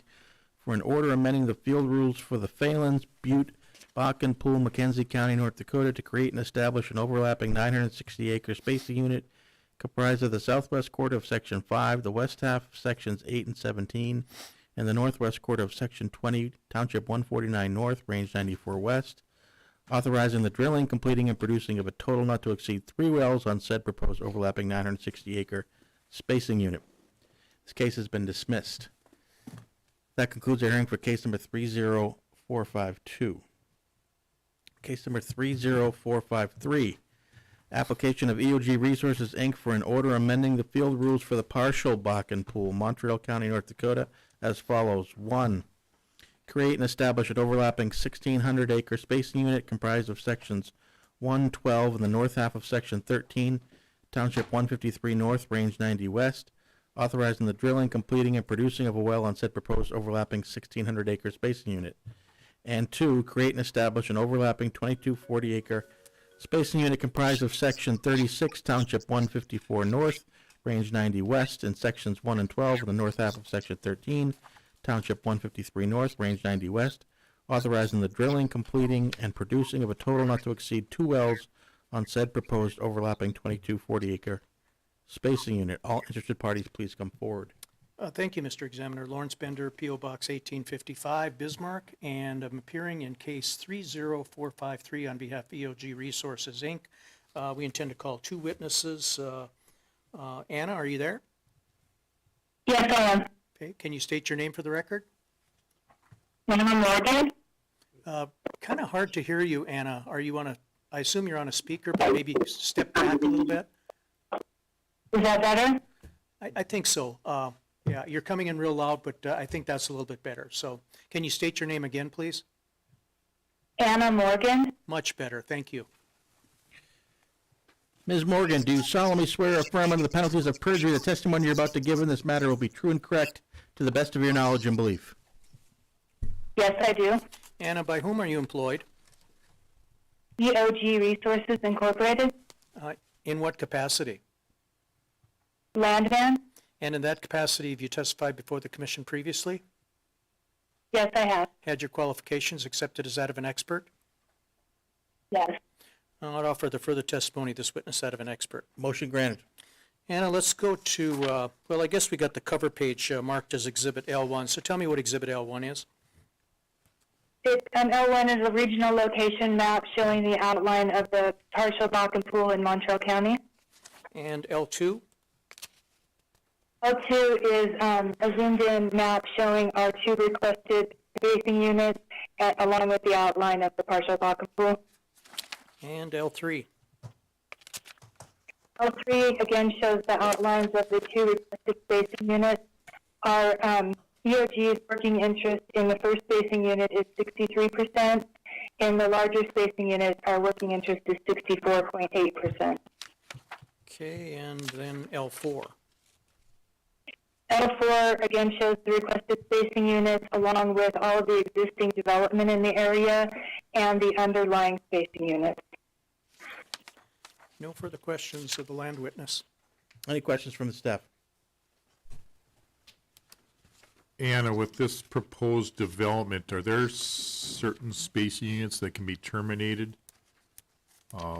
It looks like 1 and 12 are a stand-up 1280, 12 and 13 are a stand-up 1280. Looks Yes, I believe we could terminate the 1280 spacing unit. The 1920 will have to remain in place. okay. If you could supplement the record with the ones that you think can be terminated, I would appreciate that. Yes, we'll send that in. Okay, thank you.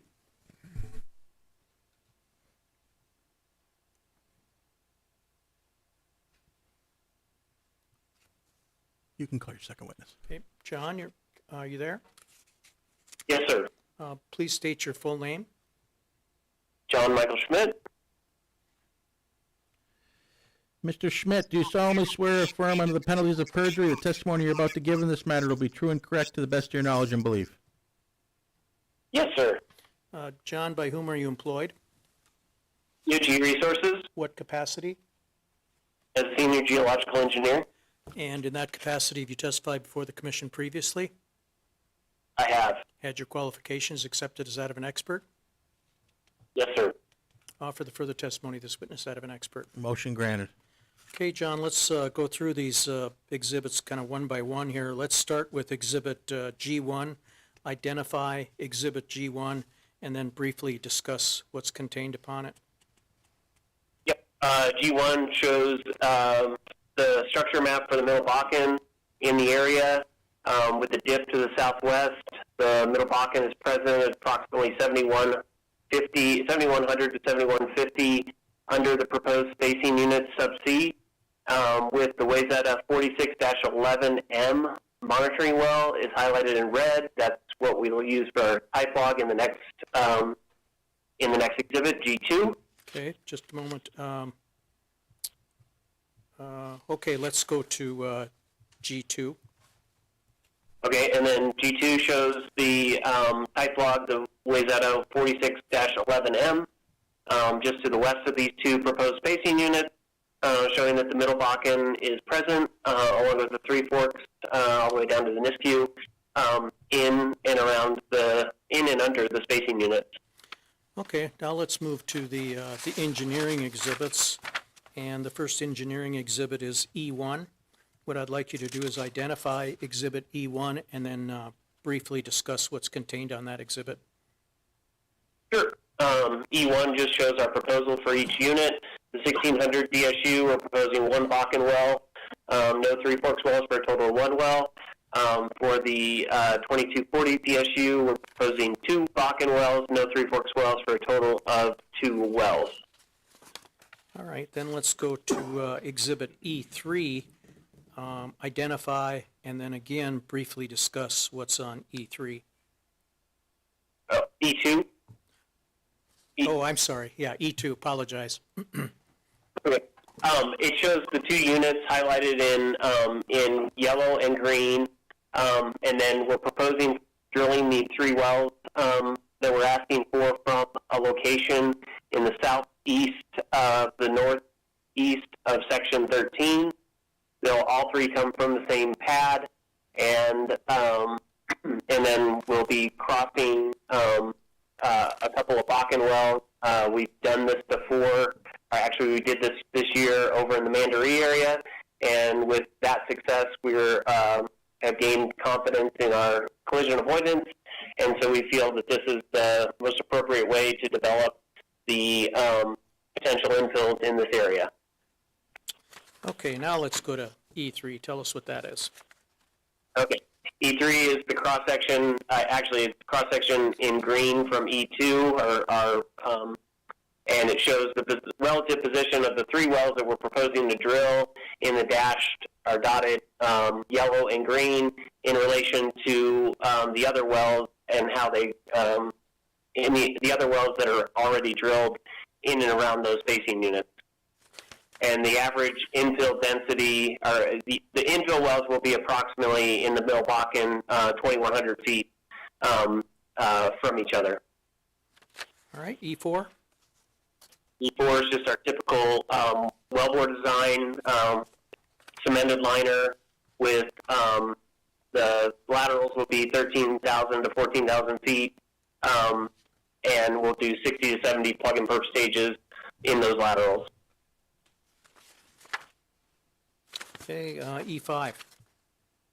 Reservoir data showing the thickness of the middle Bakken member, which we'll be drilling in here at about 39 feet. And then all the other reservoir data gets us down to the total oil in place. And for the 1,660 acre section unit, there's approximately 42 million barrels, and for the 2,240 acre unit, 56 million barrels. And some reservoir data from wells in the area, the partial 44 and 45. And then that takes us to E6. All that reservoir data goes into our calculations. So the EUR for the single 1,660 acre spacing unit well would be 911 million barrels. Or sorry, 1,000 barrels.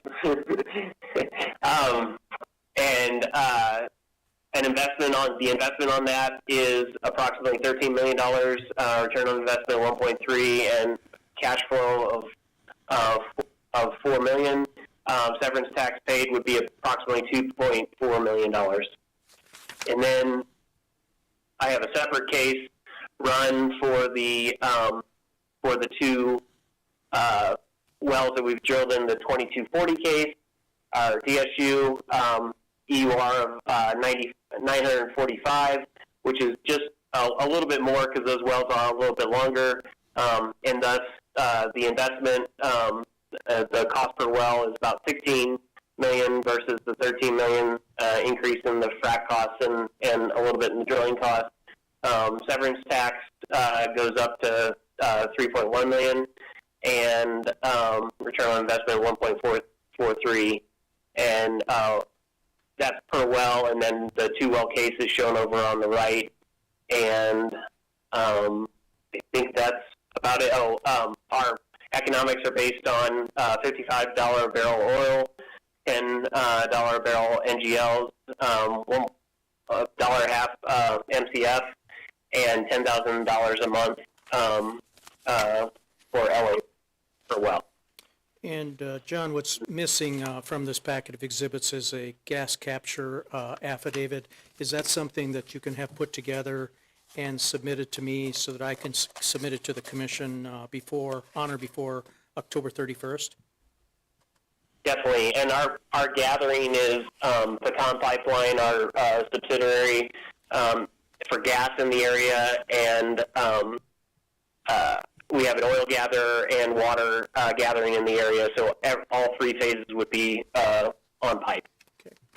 And in your opinion, will the requested relief prevent waste, protect relative rights, and prevent the drilling of unnecessary wells? Yes, sir. Mr. Examiner, no further questions. Offer the exhibits and request the record remain open until October 31. Request is granted and the exhibits are received. Any questions from the staff?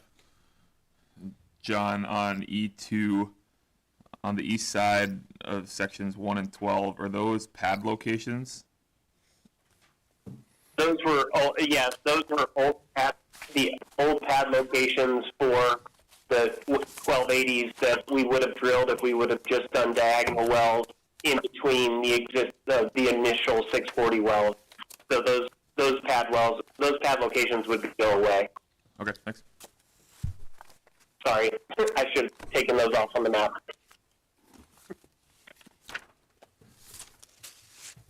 John, on exhibit G1, it appears there's a mislabel at the bottom. This is in Montreal County, not McKenzie County, is that right? Oh, yes. It is the partial Bakken pool, but it is Montreal County. And then on exhibit E2, did EOG contemplate drilling 3 wells in the 2240 and and not establish the 1660 acre spacing unit? In other words, did you contemplate drilling the well on the east side across section 36? We didn't, because we felt that east half of 36 was what was sufficiently drained with the 3 wells that are present, especially the arcing Austin. Can't read this. The one in the east side that has the dog leg in it. So no, we did not consider drilling the 3rd well, the 1660 well, up into section 36. Okay, and on exhibit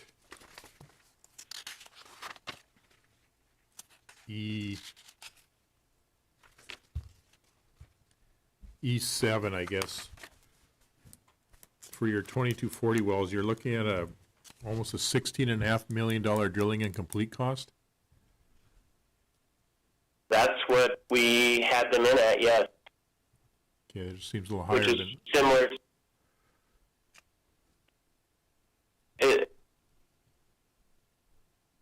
I was going to say it just seems a little higher than some of the other cases we've seen, but it is what it is. Okay. Thank you. John, along the lines of what Mark asked, that easternmost well that you're not planning to drill up into 36, is it similar reasoning for the middle well being cut kind of short, only drilling halfway into 36? Is the depletion on the east half from the existing well bores? Yeah, I think if there were not any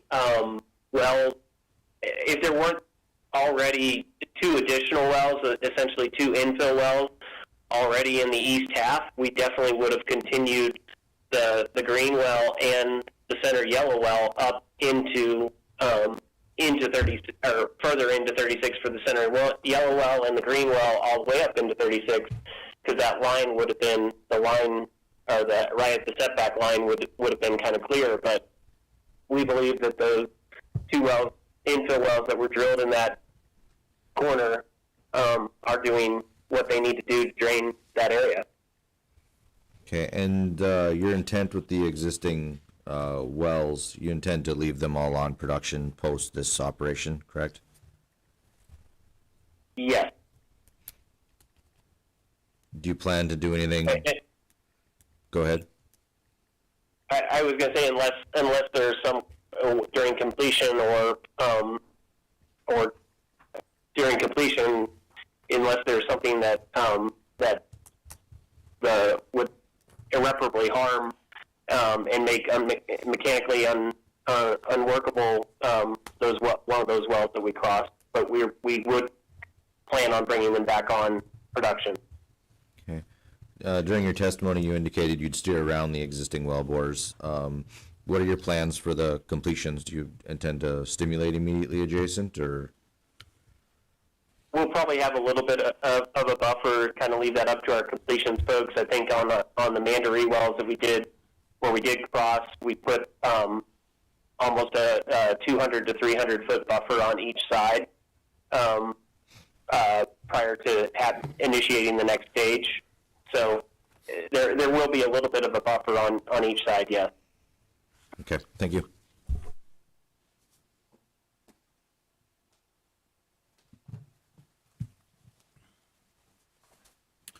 That concludes our hearing for case number 30453. Case number 30454.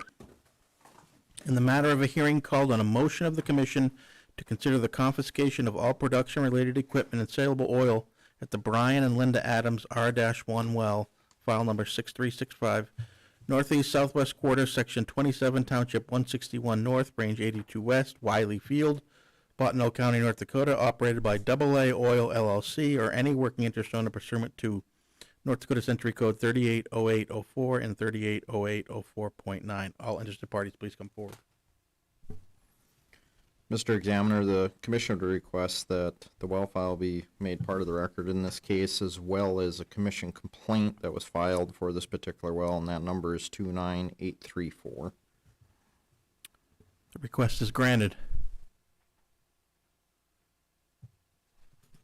I will note that no other parties have appeared. That concludes our hearing for case number 30454.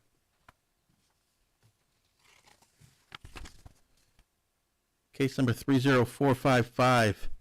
In the matter of a hearing called on a motion of the commission to consider the confiscation of all production-related equipment and saleable oil at the Adams 2 well, file number 8917, southeast southwest quarter, section 27, township 161 north, range 82 west, Wiley Field, Bottineau County, North Dakota, operated by AA Oil LLC or any working interest owner pursuant to North Dakota Century Code 380804 and 380804.9. All interested parties, please come forward. Mr. Examiner, the commission would request that the well file be made part of the record in this case. Request is granted. I'll note that no other parties have appeared. That concludes our hearing for case number 30455. Case number 30456. In the matter of a hearing called on a motion of the commission to consider the confiscation of all production-related equipment and saleable oil at the Adams 3 well, file number 9658, northwest southwest quarter, section 27, township 161 north, range 82 west, Wiley Field, Bottineau County, North Dakota, operated by AA Oil LLC or any working interest owner pursuant to North Dakota Century Code 380804 and 380804.9. All interested parties, please come forward. Mr. Examiner, the commission requests that the well file be made part of this case. Request is granted. Oh, So is this part of that same complaint case earlier? There's no complaint on this one? Okay, thank you. I note that no other parties have appeared. That concludes our hearing for case number 30456. Case number 30457. In the matter of a hearing called on a motion of the commission to consider the confiscation of all production-related equipment and saleable oil at the Adams 4 well, file number 10391, southwest quarter, section 27, township 161 north, range 82 west, Wiley Field, Bottineau County, North Dakota, operated by AA Oil LLC or any working interest owner pursuant to North Dakota Century Code sections 380804 and 380804.9. All interested parties, please come forward. Mr. Examiner, the commission would request that the well file be made part of the record. Request is granted.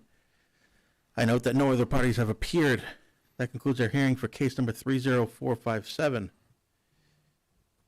Case number 30458, in the matter of a hearing called on the motion of the commission to consider the confiscation of all injection-related equipment and saleable oil at the Brian and Linda Adams Saltwater Disposal 1 well, file number 90036, northwest southwest quarter, section 27, township 161 north, range 82 west, Wiley Field, Bottineau County, North Dakota, operated by AA Oil LLC or any working interest owner pursuant to North Dakota Century Code sections 380804 and 380804.9. All interested parties, please come forward. Mr. Examiner, the commission requests that the well file be made part of the record. The request is granted. I note that no other parties have appeared. That concludes our hearing for case number 30458. Case number 30459. In the matter of a hearing called on a motion of the commission to consider the confiscation of all production-related equipment and saleable oil at the Davis Perron 33-31 well, file number 13929, northwest southeast quarter, section 31, township 163 north, range 85 west, North Mouse River Park Field, Renville County, North Dakota, operated by AA Oil LLC or any working interest owner pursuant to North Dakota Century Code sections 380804 and 380804.9. All interested parties, please come forward. Mr. Examiner, the commission requests that the well file be made part of the record, as well as a complaint that the commission has, which is number 29834 for this well. Request is granted. I note that no other parties have appeared. That concludes our hearing for case number 30459. Case number 30461.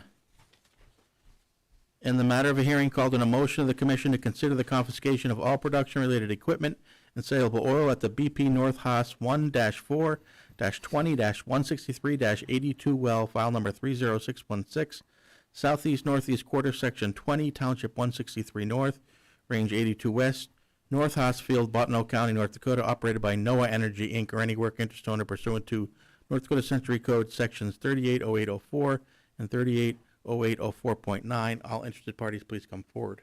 Mr. Examiner, the commission would request that the well file be made part of the record as well as the commission complaint, which is number 29228. Request is granted. I note that no other parties have appeared.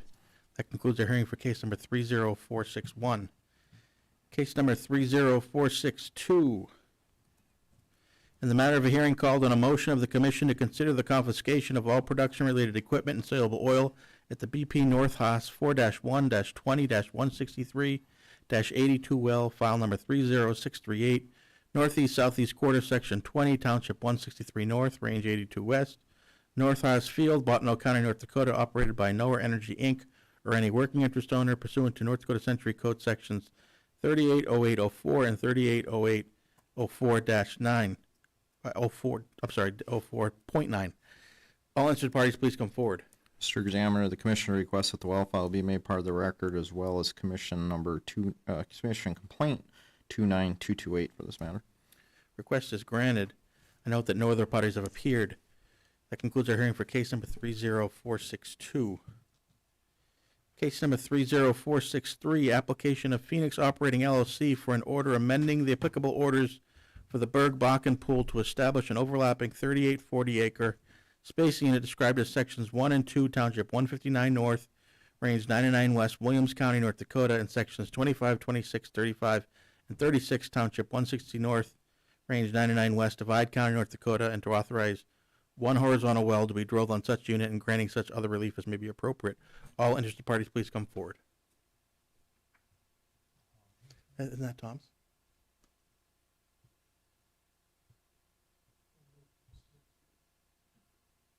Yeah.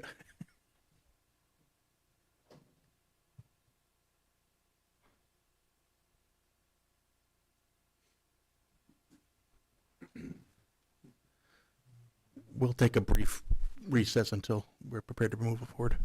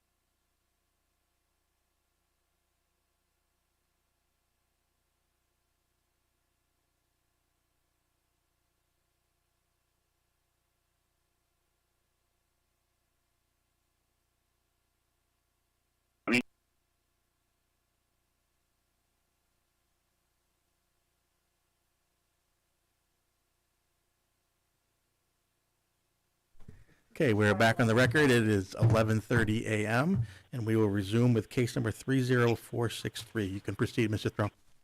Yes, Tom Throne, P.O. Box 6590 in Sheridan, Wyoming, appearing on behalf of Phoenix Operating Company. I have two witnesses today because one of the witnesses, Mark Johnson, the landman, is trapped in the DIA airport because of the weather. And in his place, Brandon Allen will be giving land testimony as well as engineering testimony. And then Nick Daniele will be giving the geologic testimony. And Nick and Brandon, are you there? Yes, sir. Brandon, you're there too? I am here, Tom. Okay. Mr. Allen, do you solemnly swear or affirm under the penalties of perjury the testimony you're about to give in this matter will be true and correct to the best of your knowledge and belief? Yes, I do. Okay, Brandon, would you please state your name and address for the record? My name is Brandon Allen. My address is 4643 South Bolster Street, Suite 1510, Denver, Colorado, 80237. And what is your employment and what capacity? I am employed by Phoenix Operating as the VP of Reservoir Engineering. And as VP of Reservoir Engineering, are you required to understand and know petroleum land matters? Yes, I am. And are you personally familiar with the ownership and configuration of the lands that are subject to this application? Yes, I am. I would ask that for purposes of this testimony by Mr. Allen, that he be allowed to testify as an expert in petroleum land matters. Motion granted. Okay, Brandon, moving to Exhibit 1, would you please describe the contents of that exhibit? Tom, could I ask you a favor? Which case are we on? We are on 30463, and we'll be doing them in order, 30463, 464, 465, and 466. Apologies there. So Exhibit 1 is a regional map showing our area of interest along the Williams Divide County line with units that we've either proposed to the commission and or we have already proposed to the commission. Okay, move on to Exhibit 2. Would you please describe the lands that are subject to this application? Yeah, so the Exhibit 2 depicts, just to zoom in as Exhibit 1, the black rectangles are spacing units that are either in the works and have been proposed and or will be proposed in the future. The red outline 3840 acre space unit is the spacing unit in question for this. And what relief is Phoenix requesting today? We are requesting that the unit be formed and that we could drill one lease line well in the middle of that unit. Okay, moving to Exhibit 3, please describe the ownership of Phoenix and others. So Exhibit 3 depicts the proposed spacing units zoomed in, consisting of 160 north, 99 west, 25, 26, 35, and 36 in Divide County, as well as 159 north, 99 west, 1 and 2 in Williams County. Currently, our ownership is approximately 73%, with the remaining 27% owned by others. We do have a couple of fields that are papered that will increase our ownership to approximately 80%, with the remaining being 20% owned by others. I have no further questions for Mr. Allen and his land testimony, and would ask that Exhibits 1, 2, and 3 be admitted into the record. The exhibits are admitted. Any questions from the staff?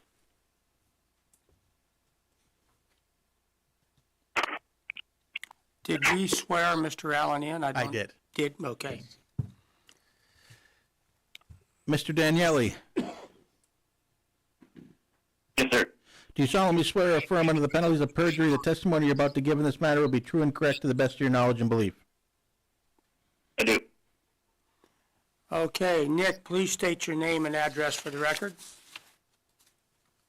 Nick Daniele, last name Daniele.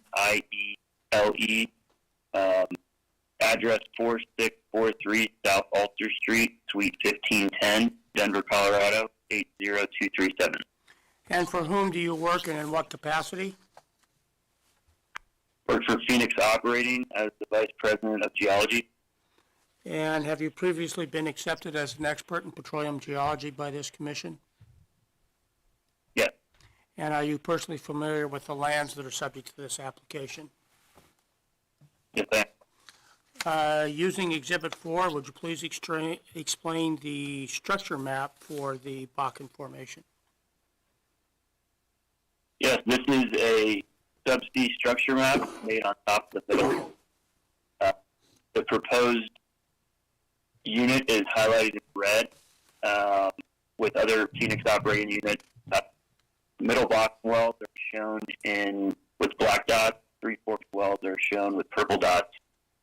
The structure here is a slight dipping from north to south. Attorney Throne, I'm sorry, I just want to interrupt you real quick. You didn't ask that he be accepted as an expert witness. Oh, I didn't. I would ask that he be accepted as an expert in Motion petroleum granted. geology. My apologies. That's fine. Okay, Nick, on Exhibit 4, do you have what's labeled as a type log? Yes, sir. And do you also have a cross-section on there? Yes, sir. 8A prime. Okay. Moving on to Exhibit 5, would you please explain the type log and the cross-section?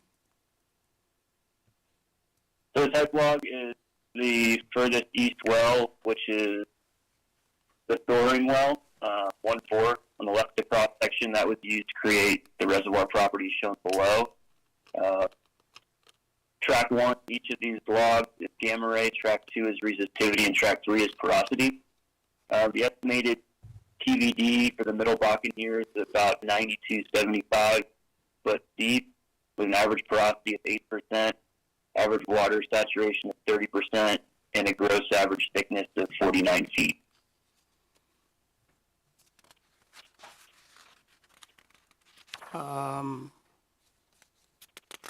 Moving on to Exhibit 6, would you please explain that information?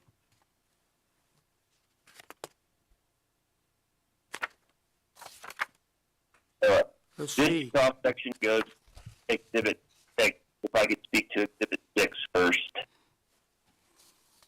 Okay.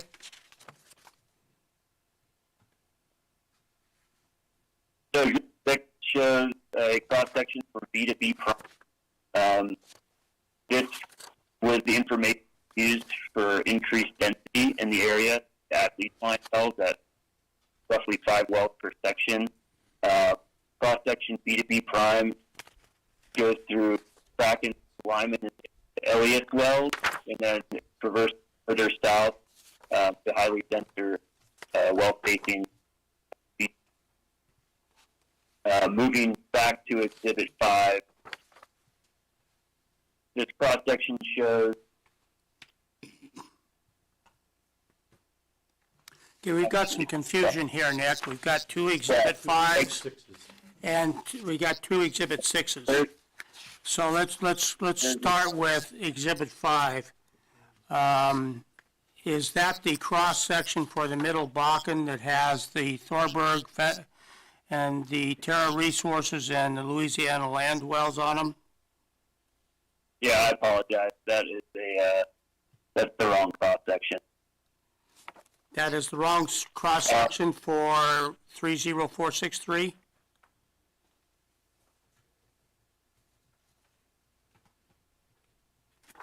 Warrenton.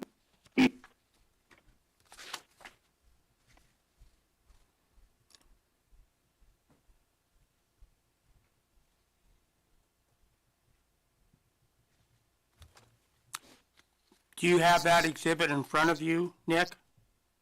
Yes, I'm looking at the exhibit. I think there is some confusion here. Well, they were emailed to me last night, and I printed them this morning, so there could be some problems. Yeah, so I believe Exhibit 6 was supposed to show the only difference between, actually there are 2 different cross-sections. Exhibit 6 basically gets to the reservoir properties that Brandon will discuss on why we want to increase density. The Exhibit 6 that shows map goes with the cross-section in Exhibit 7.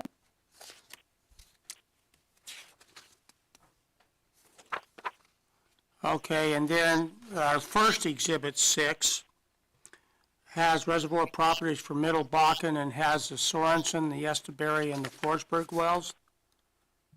Yes, sir. Is that supposed to be an exhibit?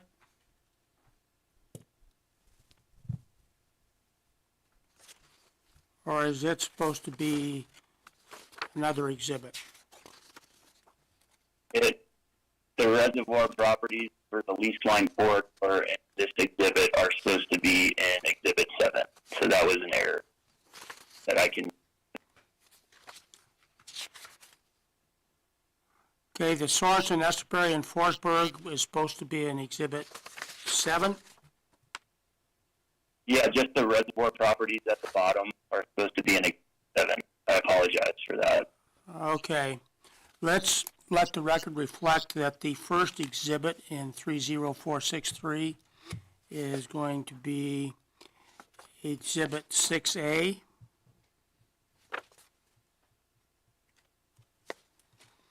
And the other exhibit that's labeled Exhibit 6, called Area Development Map, will be the Exhibit 6.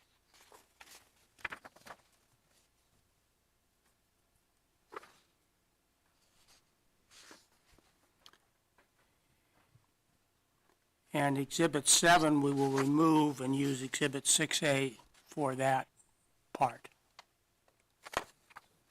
And we can supplement with a new set of record exhibits if you want. I don't think you got that quite right, Tom. Okay? It would appear that Exhibit 6, the second page, the area development map with B prime on it, is the correct Exhibit 6. Exhibit 7 is the correct B to B prime cross-section from Exhibit 6. What the witness indicated, I believe, is that the reservoir properties at the bottom of what you called 6A should have been on Exhibit 7. Yes, yeah. So I was substituting 6A for the reservoir properties for 7. Yeah, let's just strike 6A. Just strike from here 6A? And ask that He testified as 7. to, okay, 7 be submitted as a supplemental with the reservoir properties okay, on it. that's fine. That makes sense. We're all learning together. Apologize for the confusion there.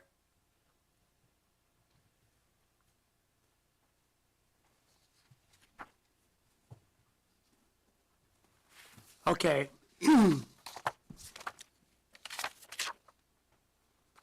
So Exhibit 5, Nick, is the cross-section for the subject acreage, correct? Yes.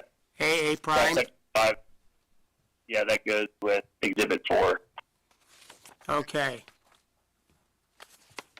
And then Exhibit 6 is the B prime cross-section? Yes, sir, and that goes with Exhibit 7. Okay, and you will submit a supplemental Exhibit 7 that will include the reservoir properties for the lands that Brandon's going to be discussing, correct?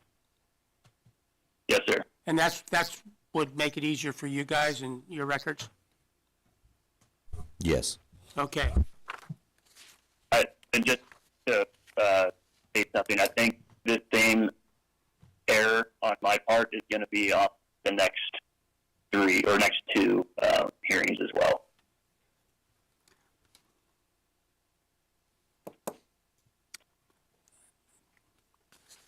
Okay, now explain Exhibit 6, your BB prime cross-section, and its impact on the hearing we're having today. So B2P prime shows the cross-section from leftly dense-based areas, which we already got approved for the Gene Ferrari's 160 North, 100 West, Section 2635, and then 159 North, 100 West, section 2. That's the current pad we're drilling on at 5 wells. This is used to show that increased density is necessary to drain the appropriate reserves in the area. Cross-section traverses the Kraken wells, the Lyman, the Elias wells, which were denser spaced, and then traverses the toe or the heel of those, and then down to further development with highly dense spacing to the south. Okay, now explain Exhibit 7, and then also discuss what will be included in our supplemental exhibit, the reservoir characteristics of the Middle Bakken Formation. Yes, sir. Similar cross-section as before. First track is gamma ray, second track resistivity, third track porosity. The main takeaway here is the Middle Bakken is consistent across the area from where we would like to drill to where we already drilled at a higher density spacing. The reservoir properties at the bottom of each log show very small change in porosity between 7 and 8%. Isopack thickness is pretty consistent, 47 and 51 feet, and water saturation ranges from 30 to 32%. So very similar rock to what has already been drilled at a denser spacing. Okay. I have no further questions for Mr. Daniele, and I would ask that Exhibits 4, 5,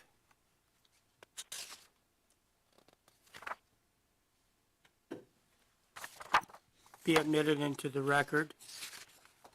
Exhibit 6, that I passed out, be admitted to the record. And Exhibit 7, which will contain what is on Exhibit 7 here, plus additional information, be admitted into the record when it's submitted as a supplemental exhibit. Exhibits are admitted, and the record will remain open till October 31st to receive Okay. supplemental exhibits. Did you hear that, Nick?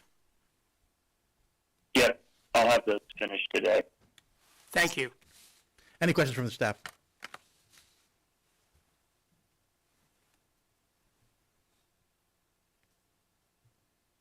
You can proceed.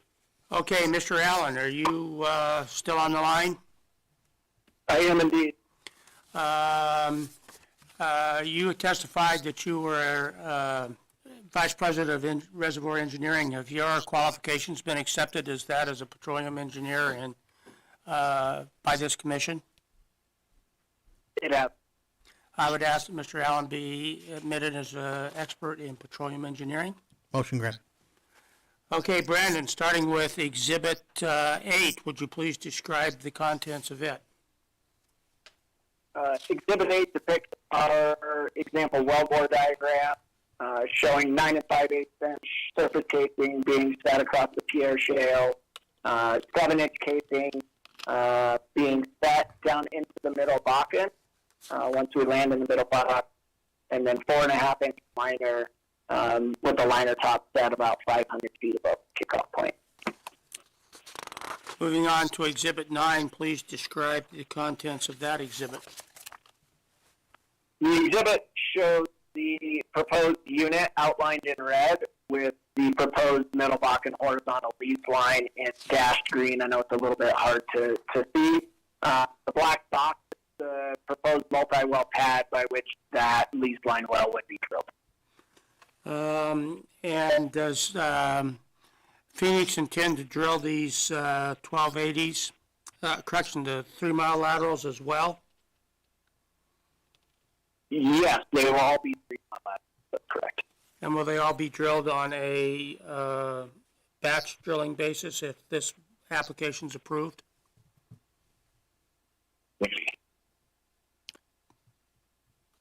If this application for a lease line well is approved, will you drill the other wells in these lands on a batch drill basis? Yes, that is our intent. Okay. Referring to Exhibit 10, have you conducted a study on the necessary approval of additional lease line wells to recover the hydrocarbons? Yes, I have. Would you please discuss the wells contained on Exhibit 10?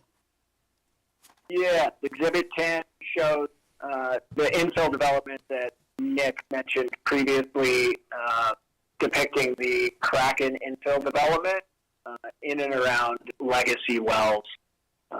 This is about 1 mile, or give or take, from our young unit, which is about 3 miles or so from the proposed unit. And have you had occasion to analyze production history of parent-child wells?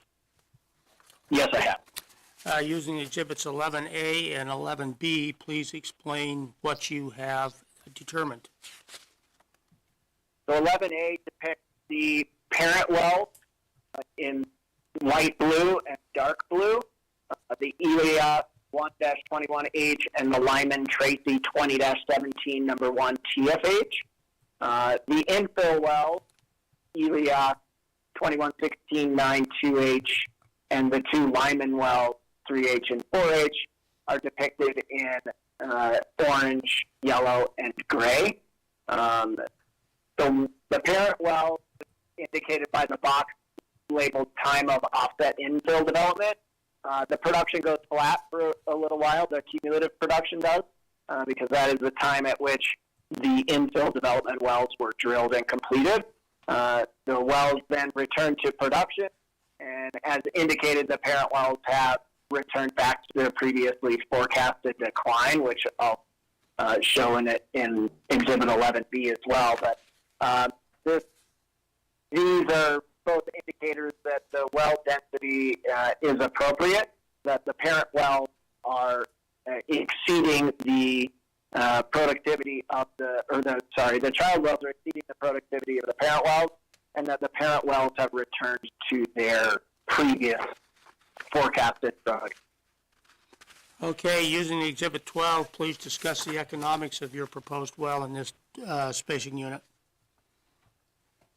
Exhibit 12 indicates the middle bucket type curve we have for this area at an initial rate of 30,000 barrels of oil a month, a well life of approximately 30 years, with an EUR just shy of 500,000 barrels on the oil side, and a gas EUR of approximately 1 BCF.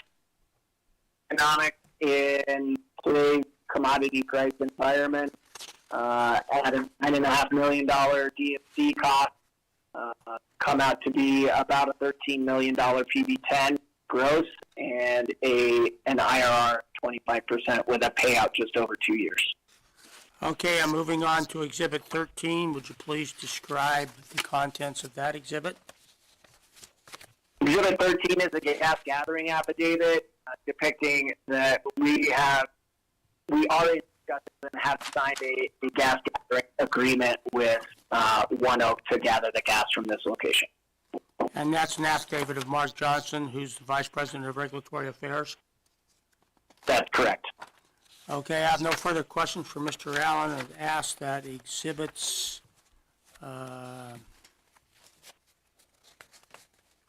8 through 13, including 11A and 11B, be admitted into the record. Exhibits are admitted. Any questions from the staff? Brandon, on Exhibit 8, do you guys have any H2S in the area? We're drilling our first well drain. We anticipate that there might be a little bit, but we don't know quite as of yet. So, If you run into H2S, will you change your wellbore configuration and not have the HTP 110 for sulfide stress cracking? no, we do not anticipate that the H2S concentration would be high enough to warrant changing out the grade on the beverage. Okay. And then on Exhibit 9, you'll drill some of the 3-mile laterals in the 1920s before you drill the lease line, correct? We would drill them all at the same time. It would save us on a rig move.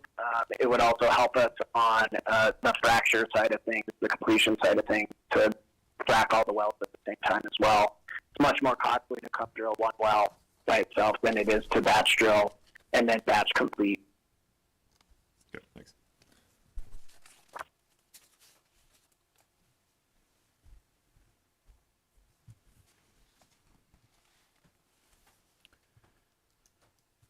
That concludes our hearing for case number 30463.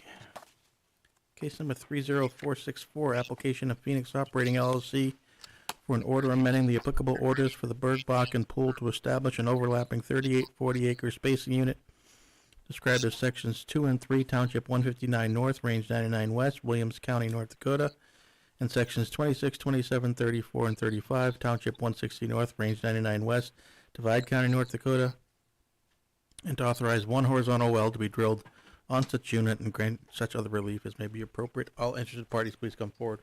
Mr. Chairman, Tom Throne, P.O. Box 6590, Sheridan, Wyoming.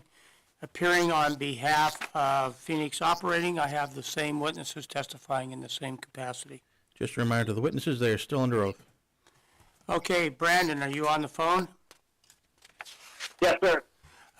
Starting with Exhibit 1, would you please describe the contents of this application? Exhibit 1, as with the previous application, shows a regional map of our Williams Divide area of interest with our either proposed units. Okay, move on to Exhibit 2 and explain the contents of that exhibit. That is a zoomed-in depiction of our Williams Divide area of interest, as well as our development plan for the area. Current Phoenix units and or future Phoenix units are depicted in black, with the subject 3840 acre spacing unit depicted and outlined in red. And this unit is adjacent to the unit we were working with in 30463, isn't it? That is correct. It is 1 mile to the west. Using Exhibit 3, please describe the ownership of Phoenix in the proposed unit. Exhibit 3 depicts the proposed unit outlined in red, consisting of 160 North, 99 West, 26, 27, 34, and 35 in Divide County, as well as 150 North, 99 West, sections 2 and 3 in Williams County. It shows that our interest in this proposed unit currently is approximately 82%. We do have some deals that are signed that will push our working interest up to about 84.5% in the next month. I have no further questions for Mr. Allen and ask that Exhibits 1, 2, and 3 be admitted into the record. The exhibits are admitted. Any questions from the staff?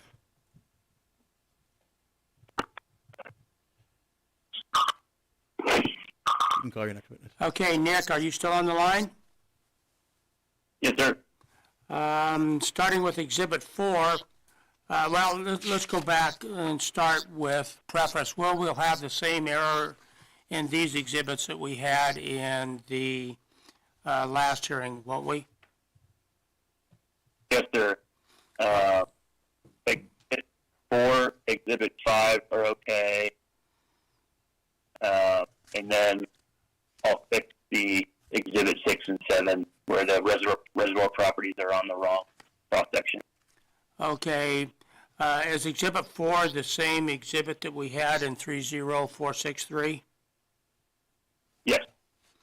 And it just describes the structure map for the Bakken Formation and the Three Forks? Yes, sir. Okay, Exhibit 5, is that the same cross-section we discussed in 30463? Yes, sir. And the reservoir properties are the same in the bottom of Exhibit 5? Yes.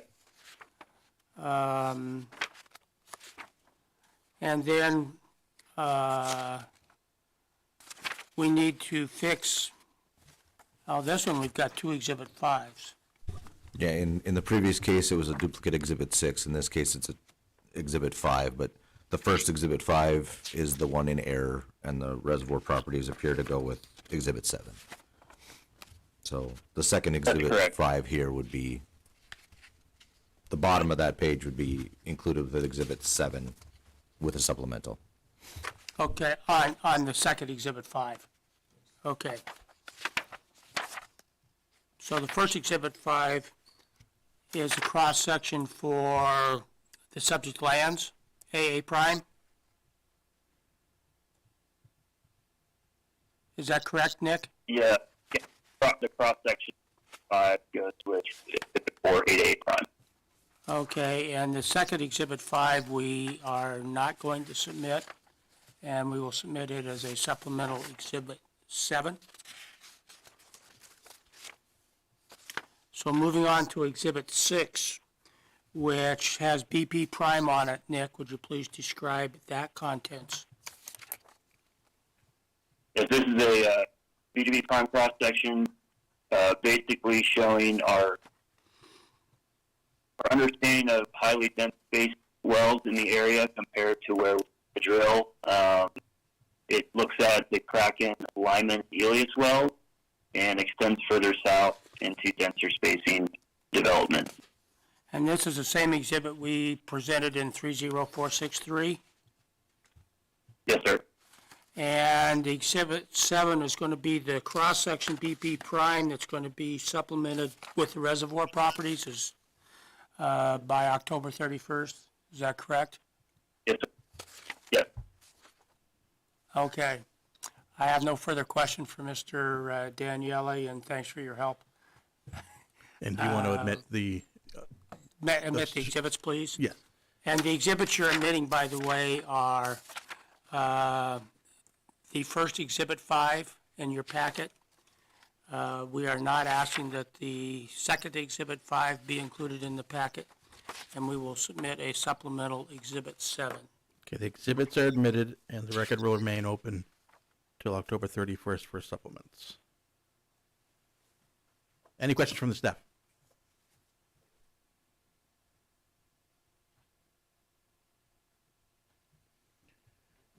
You can call your third witness. Okay, Brandon, are you still on the line? Yes, sir. Is Exhibit 8 the same wellbore diagram we discussed in Exhibit 30463? Yes, it is. And as to the H2S questions, are your responses the same for this well as before? Yes. Since this are different lands, would you please describe what Phoenix is planning on doing using Exhibit 9, and also include your development plans and the 2 3-mile section spacing units as well? Yeah. So the red outline is the proposed spacing unit. The black box is the proposed multi-well pad that we will drill. The proposed lease line well depicted in dashed green. Our intention is to batch drill and batch complete every pad. Again, the economics of drilling a single well suffer greatly, whereby the well would likely not get drilled if we weren't able to realize the cost efficiencies of batch drilling and batch completing. And is Exhibit 10 a description of the same wells that you analyzed and discussed in docket 30463? Yeah, it is. And are Exhibits 11A and 11B the same exhibits we discussed in 30463? Yes, it is. For the record, the packet you have has that labeled as 30463. We can do two things. We can take administrative notice of what he testified in that docket, or we can submit supplemental exhibits with the correct number on it, and it's your preference. What would you prefer? The testimony's fine. Okay. We'll take administrative notice of 30463 for 11A and 11B. Okay. And moving on to Exhibit 12, is this the same economic analysis that you presented in 30463? Yes, sir. And for Exhibit 13, that's a gas capturing affidavit that contains the same thing as 30463? Yeah, the exception of just a different pad, but we do have a contract for the gas to be taken away with ONEOK. Okay, I have no further questions for Mr. Allen as expert in petroleum engineering. I would ask that Exhibits 8, 9, 10 be admitted into the record that we take administrative notice of the exhibits 11A and 11B and 3463, and that exhibits 12 and 13 be admitted into the record for 30464. The exhibits are admitted. Any questions from the staff? Tom, I just wanted to note that on your geological witness and your exhibits, you, at least from what I heard, you left out exhibit number 4. I'm assuming you want that in the record as well, right? You If start I with the omitted top. it, yes, that's my fault. Yes, exhibit 4. I got discombobulated on 5.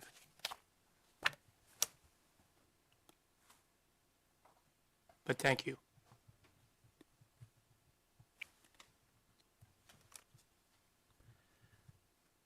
That concludes our hearing for case number 30464. Case number 30465, application of Phoenix Operating LLC for an order amending the applicable orders for the Bergbakken Pool to establish an overlapping 3840 acre spacing unit described as sections 3 and 4, Township 159 North, Range 99 West, Williams County, North Dakota, and sections 27, 28, 33, and 34, Township 160 North, Range 99 West, Divide County, North Dakota, and to authorize one horizontal well to be drilled on such unit. All interested parties, please come forward. Yes, Mr. Chairman, this is Tom Throne, P.O. Box 6590 in Sheridan, Wyoming. Appearing in this case, I have the same two witnesses testifying in the same capacities. This will be very similar to the other two. This is just another spacing unit 1 mile west from the prior two. Okay, just a reminder, the witnesses are still under oath. Okay, did you hear that, Brandon? Brandon, you there? Yes, sir. Okay, did you hear you're still under oath? I did. Okay, starting with Exhibit 1, briefly explain the lands that are subject to this application. This is a regional map showing our Williams Divide area of interest with our proposed units and our farm units indicated in black. Okay, moving to Exhibit 2, please explain this application, and I believe explain that it's 1 mile west of the prior application. That's correct. Our depicted units are in black. The proposed 3840 acre spacing unit is 1 mile to the west of the previous case and 2 miles to the west of the case prior to that. That is depicted and outlined in red. Okay, and then moving to Exhibit 3, this has different ownership. Please explain the contents of this ownership. Yeah, so the outline again is the proposed 3840 acre spacing unit consisting of 160 north, 99 west, 27, 28, 33, and 34 in Divide County, as well as 159 north, 99 west, section 3 and 4 in Williams County. Our current ownership in the proposed lease line well or in this unit would be 39.4%. We do have a couple of deals that are on paper to increase that to 39.6 in the next month. As the minority interest owner, do you intend to cooperate with the other approximate 61% working interest ownerships in drilling this well? Yes, we do. I have no further questions and would ask that exhibit, I do have two further questions. On Exhibit 3, there are 2 wells depicted on that, 1 and 4 and 1 and 33 and 28. Are you familiar with those wells? I am. Would you please describe those wells for the staff? Those are 2 producing wells operated by PetroHunt, producing out of the Three Forks Formation. And do you anticipate having any adverse impact on those wells? No, we do not. Okay, I would ask that Exhibits 1, 2, and 3 be admitted into the record. The exhibits are admitted. Any questions from the staff?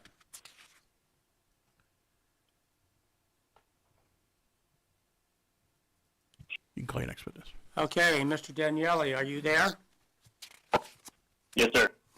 I think, if you have copies of the exhibits, I believe your geologic description and type log, is the same for exhibits 4 and 5, or exhibit 4 anyway, am I correct? That's correct. And, we've got 2 exhibit 5s again. The first exhibit 5 is the correct AA prime type log, is that correct? That's correct. And the second exhibit 5 we're not using? That is also correct. Okay. And exhibit 6 is the area development map that you discussed regarding the Kraken properties? Yes, sir. And then we're going to submit a supplemental exhibit 7 that will contain the reservoir characteristics that Brandon used in his analysis. Is that correct? That's correct. We could have him go back over it again, but I don't know that that would be productive. But I would ask that those exhibits be admitted into the record and tender Mr. Daniele for any questions you might have. Because we're all in the same area, there's no need to repeat a description of the geology. And we're going to supplement the record in the same way. Yeah, we are going to supplement the record with a new Exhibit 7.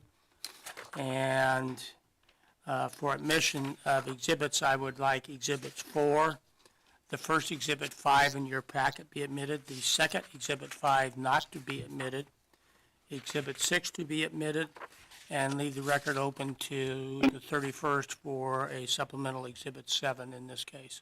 The exhibits are admitted. The record will remain open until October 31st. Any questions from the staff?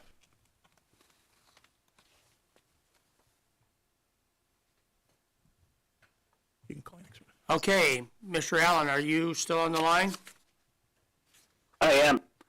Okay, is Exhibit 8 the same wellbore that we have discussed in the prior diagram, that we've discussed in the prior 3 hearings? Yes, sir. Exhibit 9, please describe the contents of that exhibit, and then also elaborate a little bit on the wells in 28 and 33 and the well in 4. Yes, so the proposed 3840 is outlined in red with the proposed Middle Bakken horizontal lease line well depicted in dashed green. The black square is the multi-well pad, whereby we would batch drill the in-unit wells. Are you still there? Can you hear me? Yeah, you just cut out a little bit there. I apologize. I'll just start over. The 3840 proposed unit is outlined in red, with the proposed Middle Bakken lease line horizontal well depicted in dashed green. Our plan would be to batch drill from the same proposed multi-well pad to drill the in-unit wells as well as the lease line well to capture cost efficiency as well as operational efficiencies. The 2 wells to the west, one in 2833, a Three Forks well that's approximately half a mile to the west, as well as the Three Forks well that goes diagonally in 4 from northwest to southeast. Our Three Forks wells, we are drilling Middle Bakken wells and completing Middle Bakken wells and don't anticipate any adverse reactions to their wells as depicted in the exhibits to follow. And the next application that we'll be hearing is a 1920 for 28, 33, and 4. Is that correct? No, it isn't. No, it isn't. It isn't. My apologies. That is those are Petro-operated units. Okay. Exhibit 10 is the same Kraken wells that we have discussed earlier. Yes, sir. And Exhibit 11A and 11B are the same exhibits that you presented in case number 30463? Yes, sir. Oh, mislabeled. Yes, I would ask. Okay. And then moving on to Exhibit 12 12, please describe the contents of that exhibit. Exhibit 12 is the well economics for a Middle Bakken 3-mile lateral in this area based on our analysis. A 485,000 barrel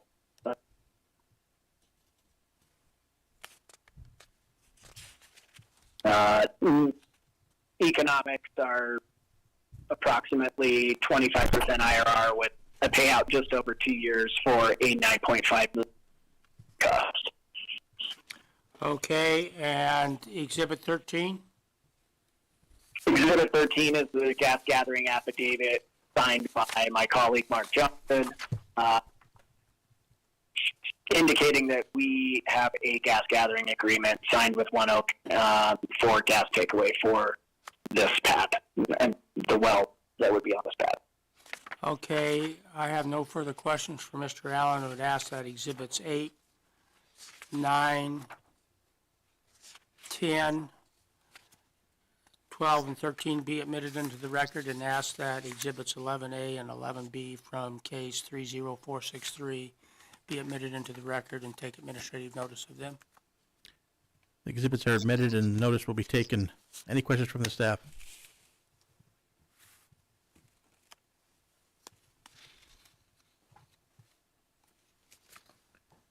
That concludes our hearing for case number 30465. Case number 30466, application of Phoenix Operating LLC for an order amending the applicable orders for the Kittleson Slough Bakken Pool to establish 1920-acre spacing unit described as section 21, 28, and 33, Township 158 North, Range 91 West, Montreal County, North Dakota, and to authorize 8 horizontal wells to be drilled on such unit. All interested parties, please come forward. Mr. Chairman, Tom Throne, P.O. Box 6590 in Sheridan, Wyoming, appearing on behalf of Phoenix Operating. Have the same 2 witnesses in the same capacity as we've had in the prior 3 hearings. Just a reminder, the witnesses are still under oath. Okay, Brandon, are you there? Yes, sir. Starting with Exhibit 1, please explain this application, which is in a different area than our prior 3 applications.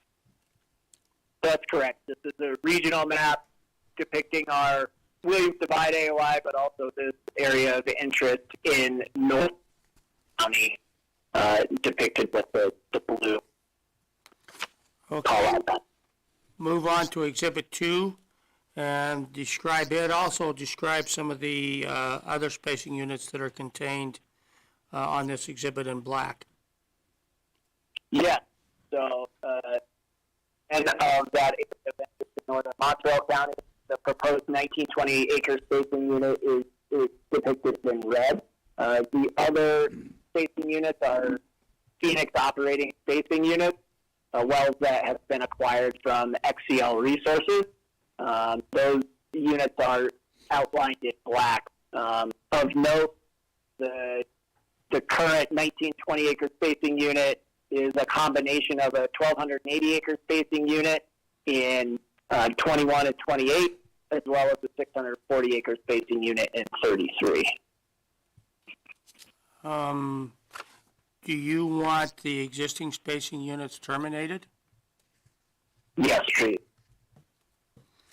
Moving on to Exhibit 3, please explain those contents. It shows the proposed 1920 acre spacing unit. As I previously mentioned, we acquired assets from XCL Resources. Those came with 2 producing wells. Those are highlighted or shown in blue with the blacked out. Those are Middle Bakken horizontal wells. Our current ownership in the proposed 1920 acre spacing unit is approximately 32%, and we do not have any deals in the works as of today to increase our ownership in the proposed unit. And please describe those 2 producing wells in 21 and 28 and 33. They are both Middle Bakken horizontal wells drilled by Brigham in the early 2010s. Okay. I have no further questions for Mr. Allen and ask that Exhibits 1, 2, and 3 be admitted into the record. Exhibits are admitted. Any questions from the staff? Brandon, in response to a question from your attorney, you said you wanted the space units that currently exist to be terminated. Yes, please. So there's producing wells on each one of those space units, isn't there? Yes, sir, there are. So those space units would not be terminated. You don't want those two existing wells to be producing from the 1920 spacing unit, do you? You want them to remain on their existing spacing? Yes, sir, I apologize for those wells. That was my fault, Brandon. Okay, thank you. And Brandon, just confirming the acquisition from XCL, those are currently operated by XCL Resources, and there's a transfer in the works to Phoenix? We actually have taken operatorship of those wells, and our change of ownership has been submitted to the NDIC. It just has not been processed yet. Okay. So we do operate both now. All right, thank you.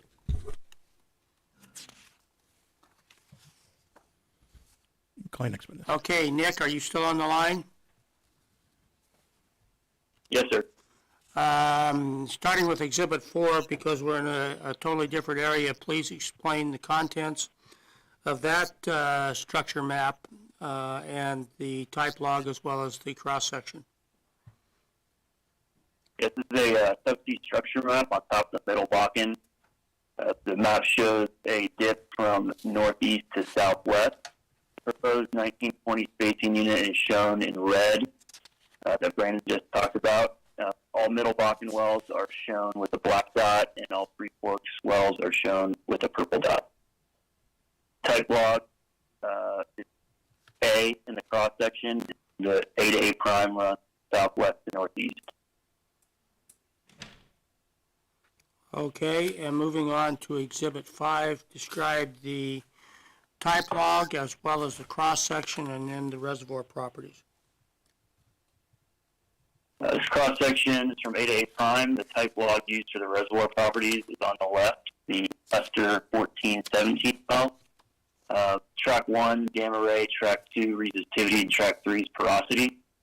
The reservoir properties below for the Middle Bakken, we're estimating a TVD around 9175, average porosity of 8%, average water saturation of 23%, and a gross average thickness of about 30 feet. For the Three Forks, we plan to target the upper Three Forks zone. That is approximately going to be 9250 TVD in the unit, average porosity of about 5%, average water saturation of 48%, and a gross average thickness of 32 feet. Okay, I have no further questions for Mr. Daniele and ask that Exhibits 4 and 5 be admitted into the record. The exhibits are admitted. Any questions from the staff? Nick, in this case, you indicated there was both Middle Bakken and the Three Forks target. The reservoir properties you're presenting on Exhibit 5, you just have Middle Bakken properties. Are they similar for the Three Forks? Can you repeat that? Sorry, you were cut. So your Exhibit 5 only has Middle Bakken reservoir properties on it. When you were discussing the exhibit, you indicated you had both a Middle Bakken and Three Forks target. Are the reservoir properties for the Three Forks similar? They're slightly. Well, I have an exhibit that shows both Three Forks and Middle Bakken reservoir properties in front of me. I can read it to you, or we can supplement that, but there should be a box for Three Forks properties. Why don't you just submit a supplemental Exhibit 5 with the Three Forks as well? That sounds good. Okay, thank you. Okay, the record will remain open until October 31st to First. submit the supplement. Thank you. Okay, Mr. Allen, are you there? I am. Starting with Exhibit 6, describe your wellbore diagram in this area and highlight any differences between this exhibit and the prior 3 hearings. This is an example wellbore diagram that is no different from Williams Divide area. The depth will be a little bit different, but the goal being that the 9 5/8 inch surface casing would be set across the Pierre Shale, and then the 7-inch and 4.5 inch would be set as previously depicted in other cases prior to this. Okay, moving on to Exhibit 7, would you please describe Phoenix's proposed development in this proposed spacing unit? Yes, our proposed development indicates 8 new wells, 3-mile laterals. You can see the existing 2-mile lateral in 21 and 28, as well as the 1-mile lateral in 33. The proposed Middle Bakken horizontal wells are in green, dashed green, and the proposed Three Forks horizontal wells are in dashed blue. Our current operational plan would be to batch drill the east half from a multi-well pad, and then batch drill the west half from a different multi-well pad. The operational plan also includes shutting down the horizontal well in section 33. There's some casing issues in that well. It's difficult to pump, and it's hard to get fluid to the pump intake. So the plan would be after we drill the proposed wells that we would plug and abandon that well, but still produce the 2-mile lateral in 21 and 28 post offset infill development.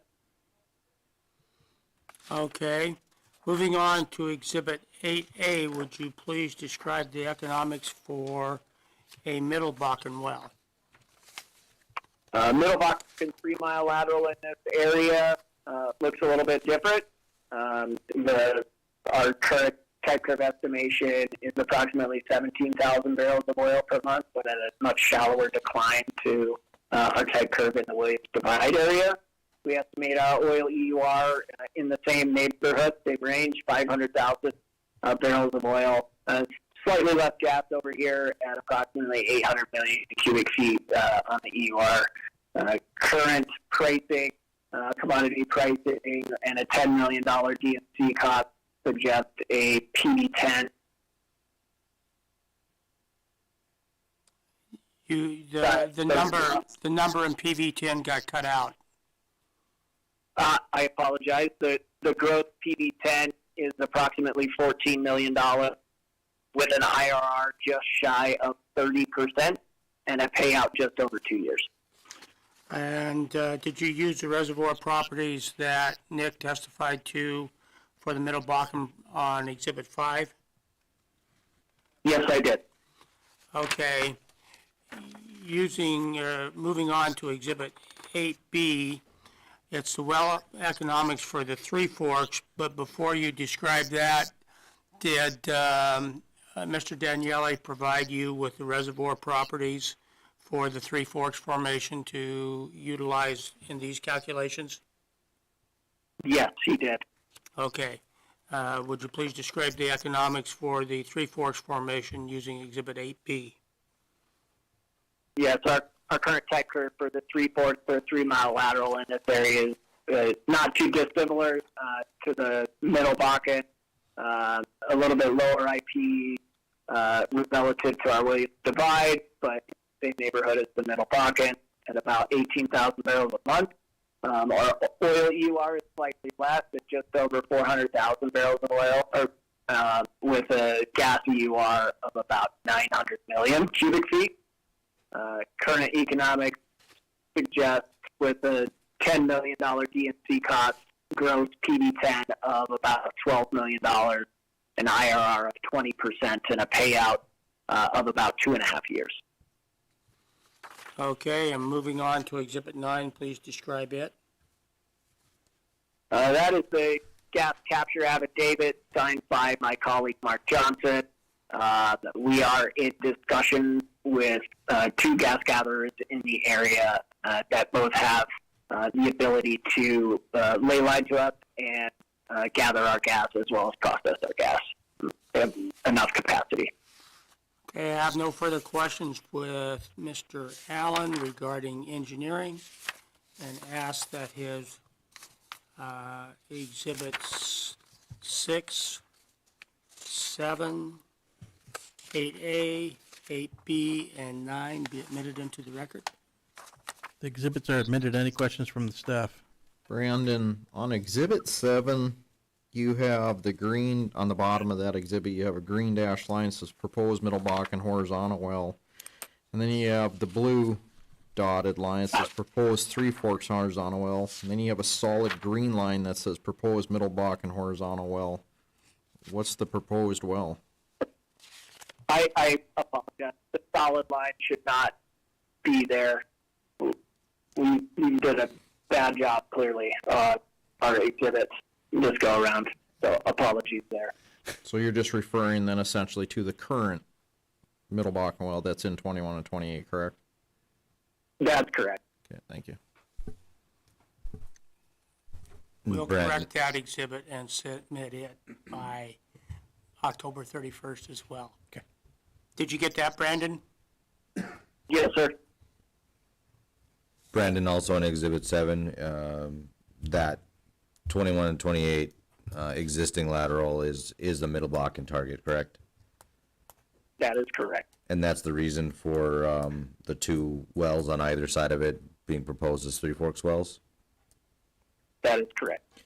Do you know if you intend to drill this from the north or the south at this point? The south. The two black boxes on the bottom of the figure show where our proposed multi-well pads are, and we are currently in discussions with the surface owner for both of those. Okay, I just missed those, but the purpose of the question, I guess, would be to get at, what do you plan to have the equal spacing on your Three Forks wells? Do you have a little bit of a gap in your development plan on 33 for the Three Forks, or is that not a concern?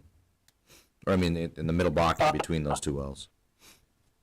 That isn't a concern. We may tail the lateral towards the middle of 33 to make sure that we efficiently drain that section as best we can. But the current drainage for the existing well in 33, we're not too concerned with that little swath in the middle of middle pocket. Okay, thank you.